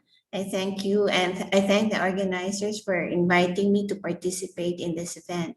So I'll start with my presentation. Next slide, please. Okay, the Philippines has long since been recognized the information and communications technology is essential in the social and economic life of Filipinos. The 1987 Philippine Constitution states that communications and information plays a vital role in nation building. The National Computer Center at the time took the lead in formulating the first national government system plan for government. And there were several national ICT plans crafted through the years, and the latest is the EGMP, or the E-Government Master Plan of 2022. All of these plans show that the Philippines embraces digital transformation and envisions to be a digitally transformed government, providing responsive and timely services to its citizens in the most efficient and transparent manner, with accountability. Several legislations were also enacted to promote and support ICT, especially in the business and financial sector, while ensuring protection to individuals' privacy and preventing cybercrimes. In 2015, the law creating the Department of Information and Communications Technology, or DICT, was enacted. The ICT has the mandate of ensuring universal access to quality, affordable, reliable, and secure ICT services. Next slide, please. This is the digital transformation framework for local government units that we have established. The 4 quadrants represent the most critical attributes that each LGU should have: citizen-centric services, excellent fiscal management, effective law enforcement, and informed decision-making, policy formulation, and legislation. Okay, so the rectangles attached to each quadrant list down the expected outcomes of having the respective attributes. The listing here of the outcomes are not really exhaustive yet. Many more can be added to this. Okay, next slide, please. This slide shows the ELGU capability framework level 1. This represents a functional structure of the LGU and is not meant to represent the organizational structure. The row of boxes in the middle are the defined functions that need to be supported by ICT to enable digital transformation. The long rectangles below and above the boxes are the LGU attributes or characteristics that we want ICT to contribute in achieving. Next slide, please. This slide shows the LGU capability level 2 framework. It links capabilities to the applications or ICT interventions that support the achievement of the desired attributes and outcomes that we desire. This is not an exhaustive list of application systems, but just a list of the most common ones. This capability framework guides us in assessing the performance of each LGU in terms of digital transformation. A good score in this area would be critical in their being awarded the seal of good governance. Next slide, please. This slide and the next list down the various strategies and initiatives of the government led by DICT in accelerating digital transformation at the local level. So at the DICT, we have a bureau whose main objective is to develop ICT in the countryside. It organizes fora together with the Department of Trade and Industry to link up startup ICT companies with investors. Okay, it also supports the local ICT councils and capacity building at the local level. It promotes ICT innovations in LGUs through an annual awards program for LGU ICT projects.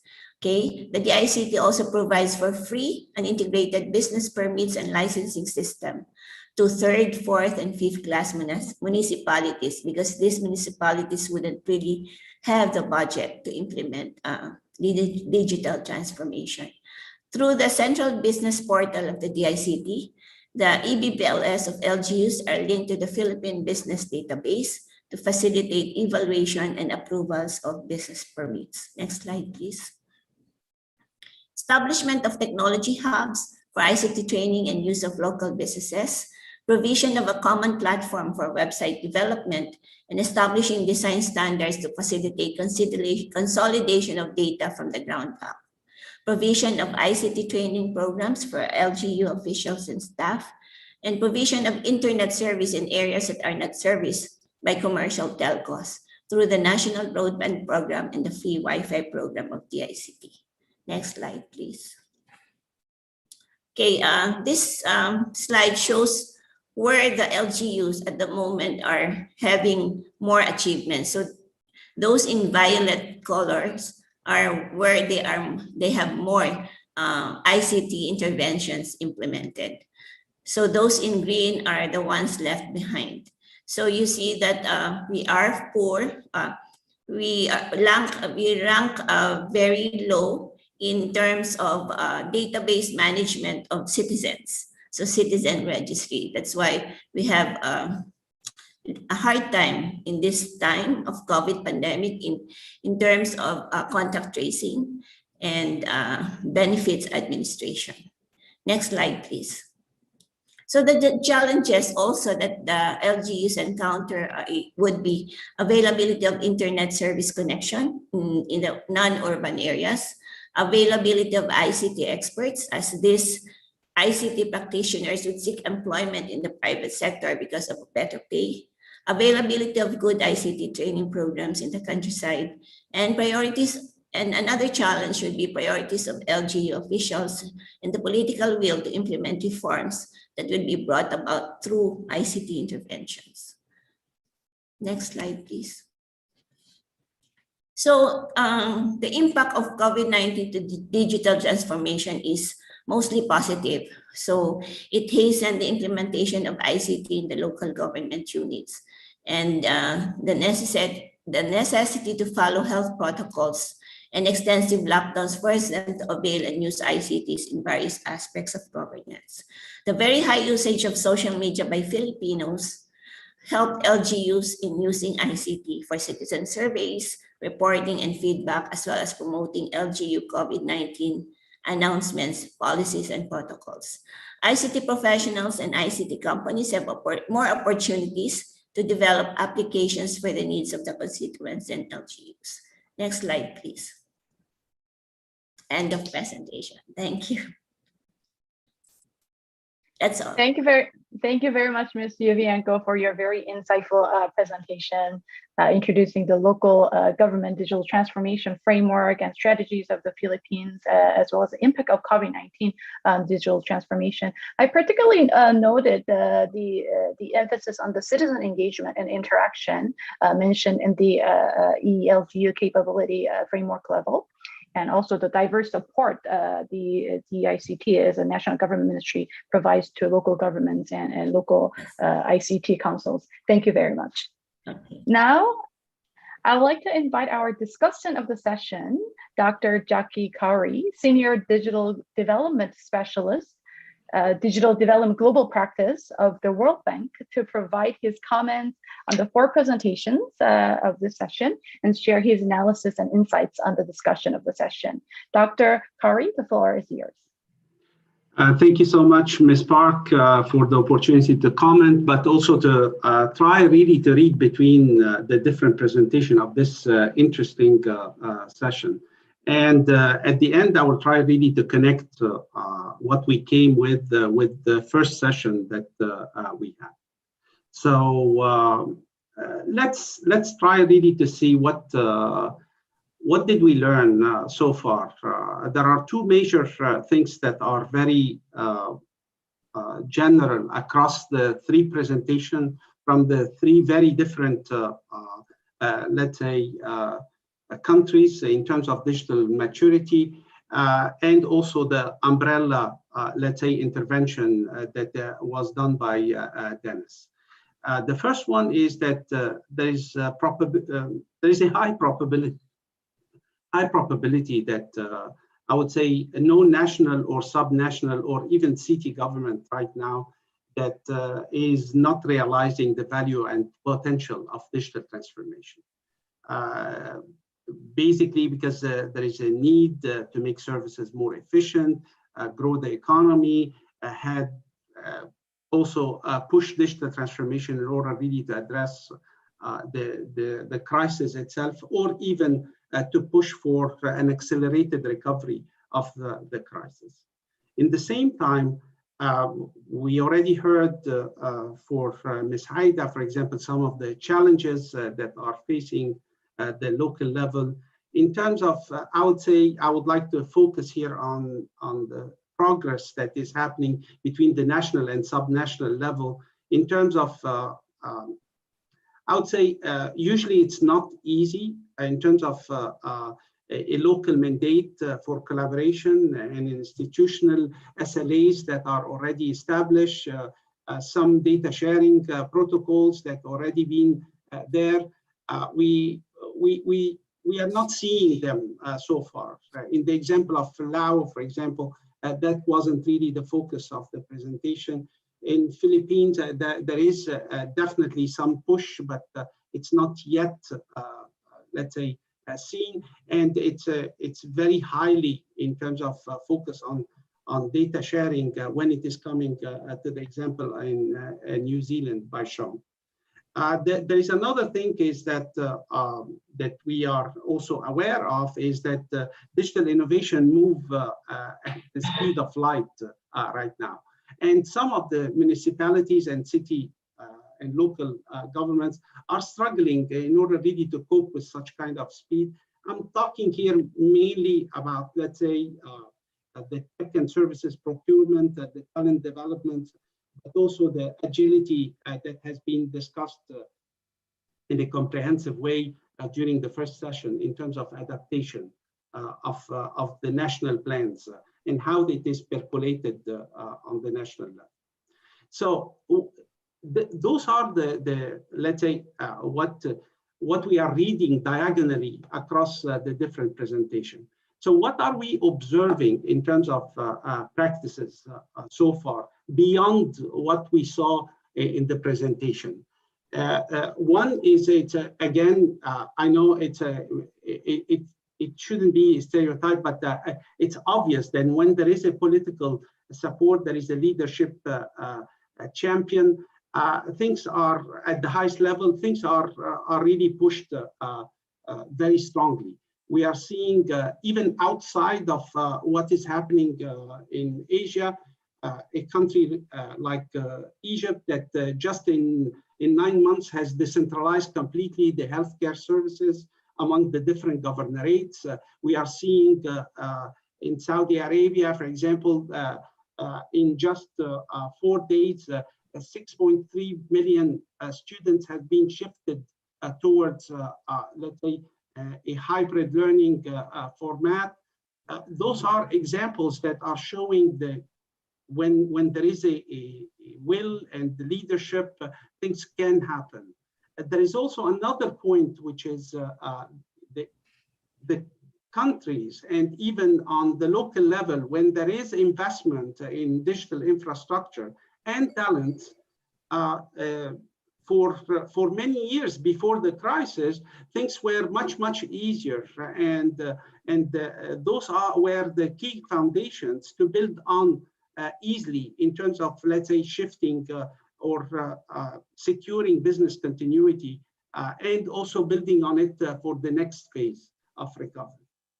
There is a third one, which is basically, it's now, let's say, has been demonstrated that at the local level, when we are talking about digital transformation, it's beyond just the department of ICT or even the unit that is responsible for the digital right now.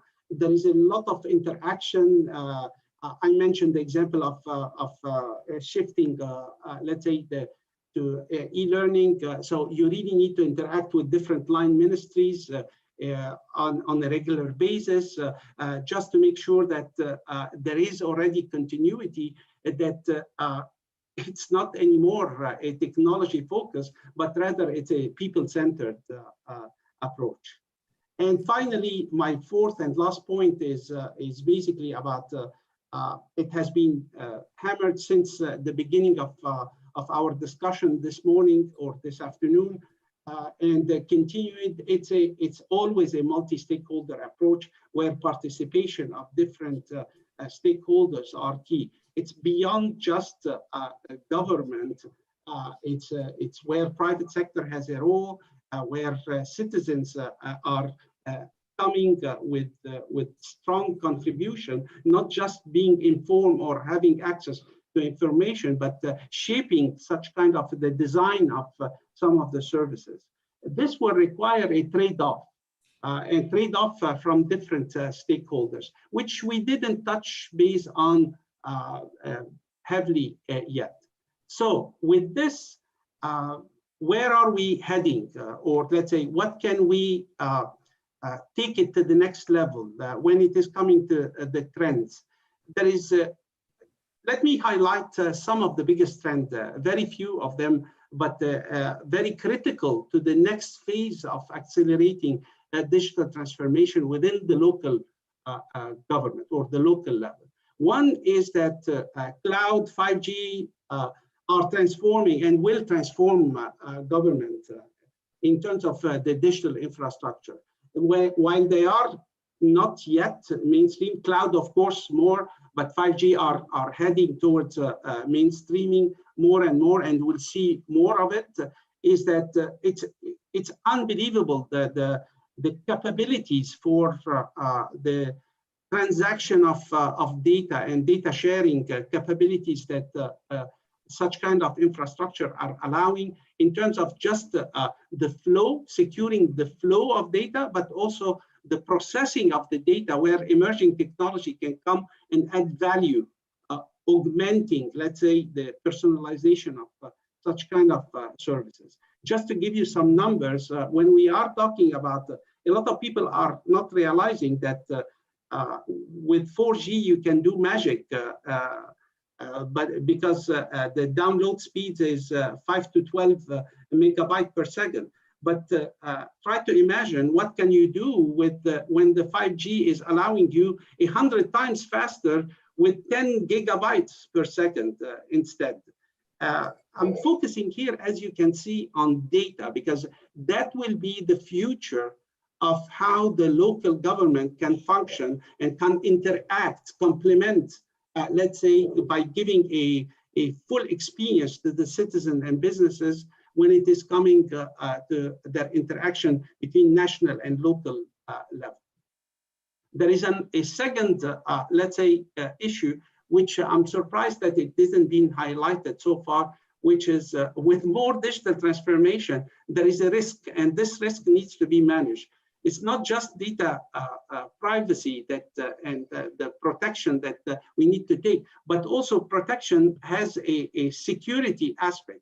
So cybersecurity is becoming more important than ever, not just because of the explosive surge of the number of hacking on critical infrastructure, especially, which is freezing completely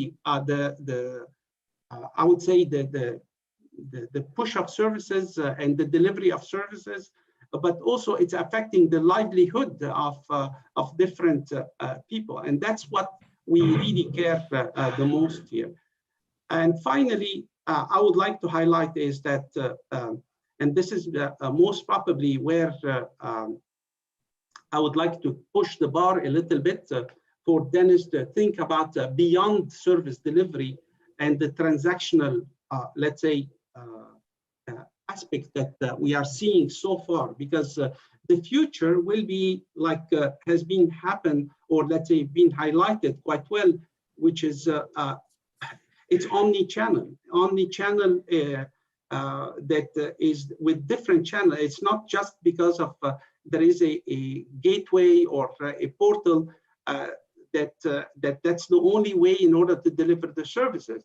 So we are moving more and more toward an ecosystem approach, an ecosystem with different channels, but it is driven by the data flows that are happening between the different entities, between the different services, and between the different, I would say, levels of government. And this will allow us, in order really to have more opportunities for private sector jobs to be created, because they will be part of the service provision will be through private sector, but also it will be also a more predictive in terms of services and personalized in the same time, where within this ecosystem there is an interoperability, let's say, aspect that is critical, so the data can flow back and forth. So let me end by two things. One is that accelerating the digital transformation and the propelling that happened because of the COVID is giving us a great opportunity. The opportunity is not in terms of the technology. It's really about rethinking and reconstructing the social contract. It's where really it can bring more trust in the government and allowing more transparency and accountability, because the tools are there. So we are not really escaping from delivering on them. And that's the link with the first session. The second point that I would like to end with is that when it is coming really to a call for let's think together, do I need really to zoom into the local aspect without separately taking the national aspect, which means that what is within the EGDI, should I really think about merging the pilot of LOCI within the OCI? It has been debated a lot, but still no decision has been there. I see that there is a lot of interaction going on between the local and national level, and that it's at a certain time, this can be coming in one ecosystem that will allow us in order to serve better the citizen and businesses. Thank you so much. Thank you very much, Dr. Kari, for your insightful analysis on the key points of the presentations, as well as the challenges and opportunities for accelerating digital transformation at the local level, and major policy considerations that you shared with us that are very essential, with a particular emphasis on data. Thank you very much. Now we have some time left for Q&A discussions to address some of the questions received from our participants. We have received some questions both through the Q&A box during the session, as well as through the pre-registration questions. First, may I invite Mr. Sean O'Dane to answer the question. I saw that he shared his ideas through the Q&A box, but I think maybe he could share it with all other participants to the question shared by Ms. Melinani Variantini. What are the main challenges for New Zealand government to respond to the identified shifts that you mentioned in your presentation, and how to make effective policy for supporting the matters? If you could briefly answer to this question, that would be appreciated. Ms. Alden? Absolutely. So the primary difficulties are in understanding the patterns that are emerging. So that means deploying things like machine learning, the Internet of Things into the environment to understand what the pattern of life is within our cities and within our society, and then changing the pattern of government to support that. Alongside that, things like that rules as code trial I outlined, that sets the stage for the automation of government and the augmentation of public service staff with machine abilities. Those allow things like far greater auditing and transparency of processes, allow much more efficient and effective processes to take place. But that then needs to take place inside some much larger policy inquiries. So, for example, what is our position on digital identity and how is that to be done? What do Indigenous rights look like as they're translated into these computer systems? And also, how do we set the scene so that our digital investment we make today doesn't become the digital debt of tomorrow? Because as government functions become more digitized, in my experience, they begin to converge, and the functional structures of government then need to change with that convergence. Okay, thank you very much for your answer. Next, we haven't received another question through the Q&A box from our participants. This one is to Ms. Yuvianco from the Philippines. Are there any measures to ensure an evidence-based governance? As of this moment, there are no central network for contact tracing. The data reporting of DOH for COVID cases is always delayed. What is your office's role to ensure that the information dissemination for the constituents is fast and with integrity? Could you briefly answer to this question, please, Ms. Yuvianco? Thank you. Yeah, right now, the most headway that we have achieved, or the ICT has achieved. Ms. Yuvianco, could you unmute, please? Yes. Yeah, the most headway that we have achieved in terms of evidence-based or database building is in the, as I mentioned in my presentation, in the business and financial sector.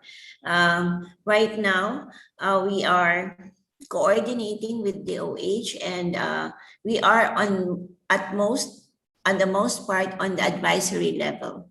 So we provide technical people to DOH to define the requirements at the start of the COVID. So, and another thing, another action that we took was, or another intervention that the ICT has been involved in, is in the provision of the data of the system for the for allowing people to travel. So we call this the for the people with authority to travel. So we provide them QR codes. These are now being used by the data on this, from this application is now being used by the DOH. But there's still no integrated nationwide database that we can use at the moment. We are lagging in that aspect, especially that we are now only developing, or we are now only establishing our national ID system. So it's really difficult to have a consolidated database for contact tracing. Okay, Thank you. Next question, I would like to invite Mr. Denis Suzar. This is one of the questions that has been received from one of our pre-registered participants from Thailand. The question is, what are the successful policy mechanisms for strengthening digital transformation of local governments? So could you share elaborate on your ideas to this question further to also the ideas shared by other speakers? And if you could you also explain what are the necessary sets of the skills and knowledge of local government officials that need to be equipped with for advancing digital transformation? Mr. Suzar, please. You're muted, Mr. Suzar. Thank you. I'm sorry. I was speaking without unmuting myself. That's a very deep question. But I can briefly mention, as I also highlighted in my short intervention, I think the first thing is building up portals for really usage and identifying people's needs and really investing on that. That's the first thing. And for that, officials can consider doing some surveys or looking at the usage historical information. So that, I think that's the first thing, not only for building for the sake of it, or for and definitely not for ranking, even though we do the ranking in the UN. I don't think that should be at all any objective. So building portals for usage, that's one important aspect. And also looking at like other examples that are working. And in this session, we heard from colleagues from different parts of the world. There are many best practices out there. So instead of reinventing the wheel, like taking up some existing experiences, in that regard, for example, we have a compendium of best practices in response to pandemic, like how governments actually implemented these contact tracing apps, COVID-19 portals. So there are like more than 600 cases that we have received in the first 3 weeks of pandemic last March. Like government officials were really busy building up innovative cases. As you know, there are many different new technologies, AI have been used. So those, looking at those cases and then maybe picking up which may work in their cases. For example, we hear a lot about artificial intelligence. I mean, I think the application is still very primitive in the government sector. Like the most case that I hear, the most common case that I hear from our audience is like using it for chatbots, so that people, so that public officials are released from their daily duties, and maybe the system can direct people, citizens related to the government portal. So this may sound very simple, but I think it's very efficient, and it was very efficient during the pandemic, like to keep people in-house. So that like some of those e-health apps as well, giving advice, so that to stop the spread of the virus. I mean, these are a few of the things that I can think of right now. So let me give the floor back to you. Thank you so much. Thank you so much, Mr. Denis Suzar. Next question, I would like to kindly invite Dr. Manodan from LPDR to answer. We also received another question through the Q&A box from Vanna Dongabungfa. It says, under budget restriction, what do you think should be the top priorities that government should concentrate at this moment for digital transformation for fast recovery? Dr. Mauna, please share your insights on this question, please. Thank you very much. Similar to Laos, we also have this problem, the budget restriction. So what we are trying to do now, we are trying to work with the private sector and to help us develop the new technology, as we know that in terms of new technology, the private sector may be faster than the government. So we are working with the private sector in BOT model or even PPP model, and try to create the new service, e-service for the people, and then we can do the share like a PPP. This is what we are trying to do. And of course, I'm agree with Dr. Saki that the policy is more important. And in case of Laos, we are also focusing on trying to develop the digital government master plan, and also the standardization for the e-government. This will be more important for us as well, as every developed by ministry can be go with the same standard and can integrate to each other. This can save money for the government as well. Thank you.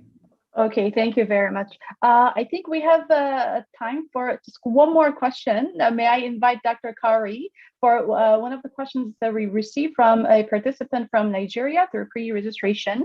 How do you think we can promote digital transformation at the local level and revitalize the local economy while ensuring inclusion of vulnerable populations, including informal workers?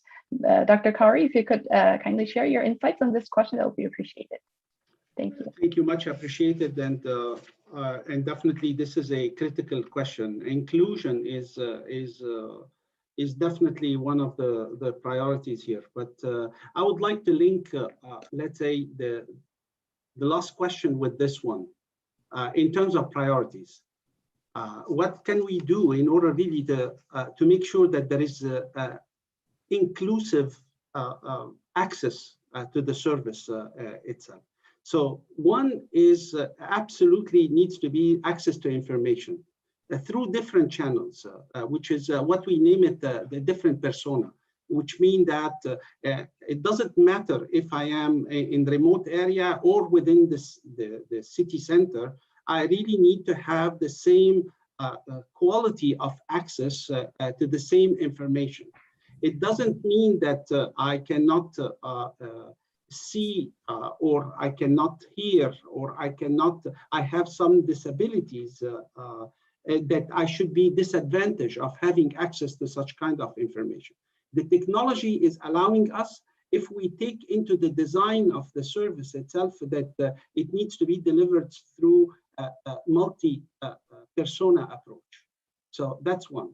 The second one is basically, it's sometimes it's really better to have few services that are end-to-end rather than many services that are basically segregated around the portfolio or the catalog of service that we are. Which means that I need to be, as a user, I need to be seeing where I should get the service. Let's take the civil, for example, aspect.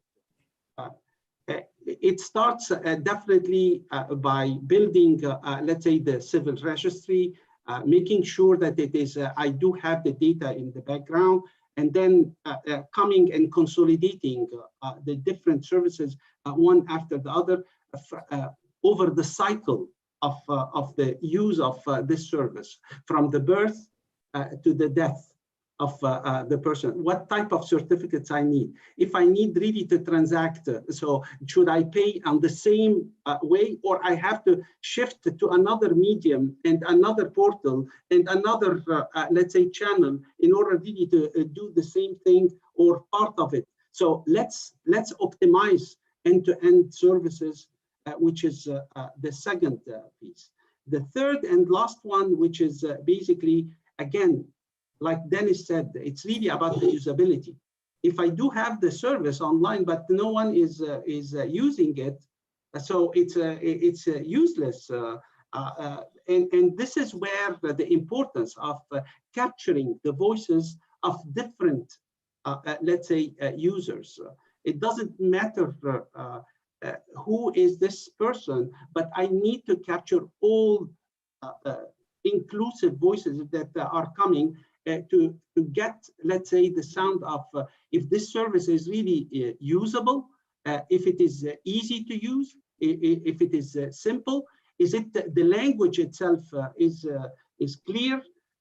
Should I integrate, let's say, some video medium or a little bit of, let's say, some vlogs that can explain how to navigate such kind of service? Those are fundamental, simple things, 3 priorities where we can really ensure that there is not only access, but also inclusive access to the services end to end. Okay, thank you very much, Dr. Kari, for your response. It is now time to wrap up the session 2. For the questions that won't be able to be addressed during the session due to time constraint, I would like to invite the participants and the speakers to join the online discussion board on the UNDOSG website for continued discussion. During this session 2 today, we have discussed the important role of digital technologies and digital government in COVID-19 response and recovery. And we have listened to different country and city cases and experiences and lessons learned in accelerating digital transformation at the local level. As it has been emphasized during today's discussion, it is crucial that local government effectively coordinates with the national government and engages and collaborates with other diverse local stakeholders for promoting digital transformation in an effective and inclusive way. I would like to once again extend my sincere appreciation to our distinguished speakers and participants who have shared their ideas and questions. And this concludes the session 2. Distinguished participants and ladies and gentlemen, we'll now begin the closing session of the UN DESA-KRILA Forum. First, I would like to invite Mr. Il-jae Kim, President of KRILA, to deliver his closing remarks. Mr. Kim, the floor is yours.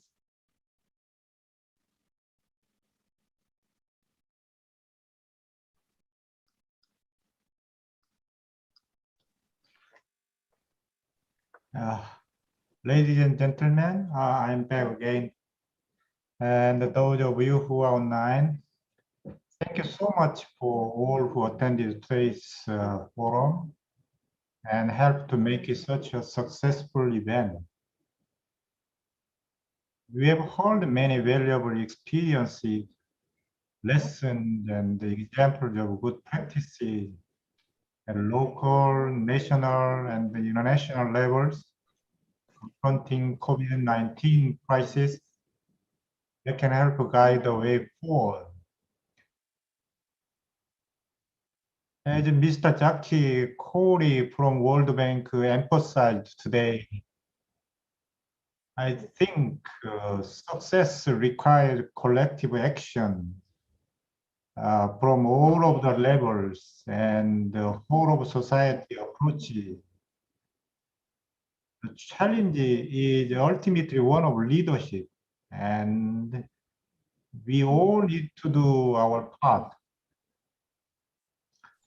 I thank all panelists and all of you for your participation and important contribution to this forum. It was wonderful to have such a diverse and numerous audience members here today virtually. Especially, I would also like to express my appreciation to our co-host, UNPOC and UNDESA for their continued partnership and support. It was great to hear so many good practices and perspectives on strengthening public governance and accelerating digital transformation of local government as a key part of the COVID response and recovery efforts to build a more resilient society for the future.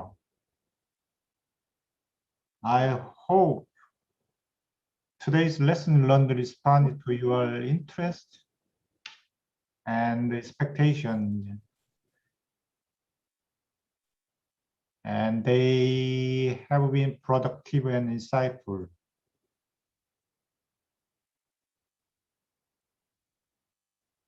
I hope you to stay safe and stay healthy. Thank you so much. Thank you very much, Mr. Kim, for your remarks. Now, I'd like to invite Mr. Pokyun Shim, Head of UNPOG, DPIDTU, and DESA, to deliver his closing remarks. Mr. Shim, the floor is yours. Thank you, distinguished participants. I hope you have enjoyed the UN DESA-KRILA Forum. This forum has provided a valuable opportunity to exchange innovative approaches, strategies, and experiences on strengthening public governance and accelerating digital transformation of local governments. I appreciate the thought-provoking presentations by distinguished speakers from national and local governments.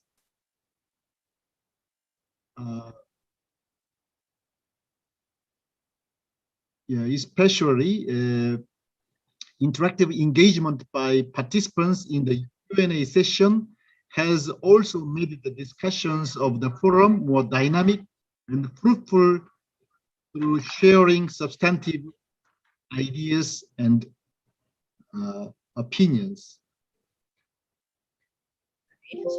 During the session 1, the discussions centered around the challenges confronted by local governments during the COVID-19 and the strategies and practices for addressing them. The important role of local government in the COVID-19 was highlighted based on proximity to local problems and citizens and the capacity to provide solutions that can address the specific local context and needs. Particularly effective, innovative, and agile public governance was emphasized for local governments to respond to COVID-19 as well as other future crisis situations in an effective and timely manner. Promoting citizen participation and involvement, concerted actions across government levels by breaking the silos and collaborating with various stakeholders across sectors were stressed as critical for fostering such effective, innovative, and agile governance. During the session 2, the discussions focused on the importance of harnessing ICT and digital government for effective and inclusive local service delivery, as well as emergency response at the local level and revitalization of local economy. We have also heard different country and city cases in accelerating digital transformation at the local level for COVID-19 response and recovery with lessons learned, including institutional and technical enablers identified from these experiences. It was emphasized the local government should effectively collaborate with the national government and coordinate with the diverse departments within local government in developing and implementing digital transformation strategies through a whole of government approach. A whole of society approach by partnering with various stakeholders, particularly businesses, IT sector, and expert groups, is also imperative for forging innovative solutions and accelerating digital transformation. Ladies and gentlemen, I hope the discussions today can contribute to better strengthening public governance and accelerating digital transformation of local government for sustainable, inclusive, and resilient COVID-19 recovery and post-COVID-19 era. I also hope that the forum has provided a good opportunity to build partnerships among us. UNPOG has also created the online discussion board on its website for continued partnership building among participants even after the forum. UNPOG will make its continued endeavors to support the member states with strengthening public governance at all levels of enabling better COVID-19 recovery and preparation for the next normal, as well as for accelerating the pace of achieving the SDGs in the decade of action. We look forward to the continued collaboration with the member states and our partners in addressing this challenging issue that requires concerted efforts and actions. Lastly, please allow me to extend my sincere appreciation to all speakers for their insightful and thought-provoking presentations, and to colleagues of KRILA under the leadership of President Il-jae Kim for their great collaboration and contributions to organizing this forum. And I hope we can continue this kind of forum year by year onwards. Thank you for your attention. Thank you very much, Mr. Shin, for your remarks. With this is the end of the UN DESA-KRILA Forum on strengthening public governance and accelerating digital transformation of local government for emergency response and revitalization of local economy, the post-COVID-19 era. We would like to once again deeply appreciate all participants who have joined us today and stayed until the end of the forum, and all speakers for their insightful presentations and discussion. Before we close the forum, may I share several announcements, technical announcements, information to share. First, kindly note that the presentations and video recordings of the forum will become available at KRILA and UNPOG's website soon after the forum. Secondly, as shared before, the online discussion board has been created at UNPOG website for continued online discussion, including addressing the questions that could not be addressed during the forum today due to time constraint. We hope this online discussion board can also facilitate continued partnership building among the participants as well. Lastly, we would like to invite you, distinguished participants, to kindly spare a few minutes to take part in the post-forum survey. The survey can be accessed via the QR code shown in the screen. Our staff, could you kindly share the screen, please? Thank you. Yes, your valuable comments will greatly help us to better improve our future events. Thank you very much once again for your participation, and we hope everyone stays safe and healthy and stay connected. Thank you very much. Thank you. Well done. Thank you, everyone. Thank you. Everyone. Thank you. Yeah. See you. Bye-bye. See Thank you. you. Bye-bye. Thank you. Bye. Thank you, Professor Kim. Much.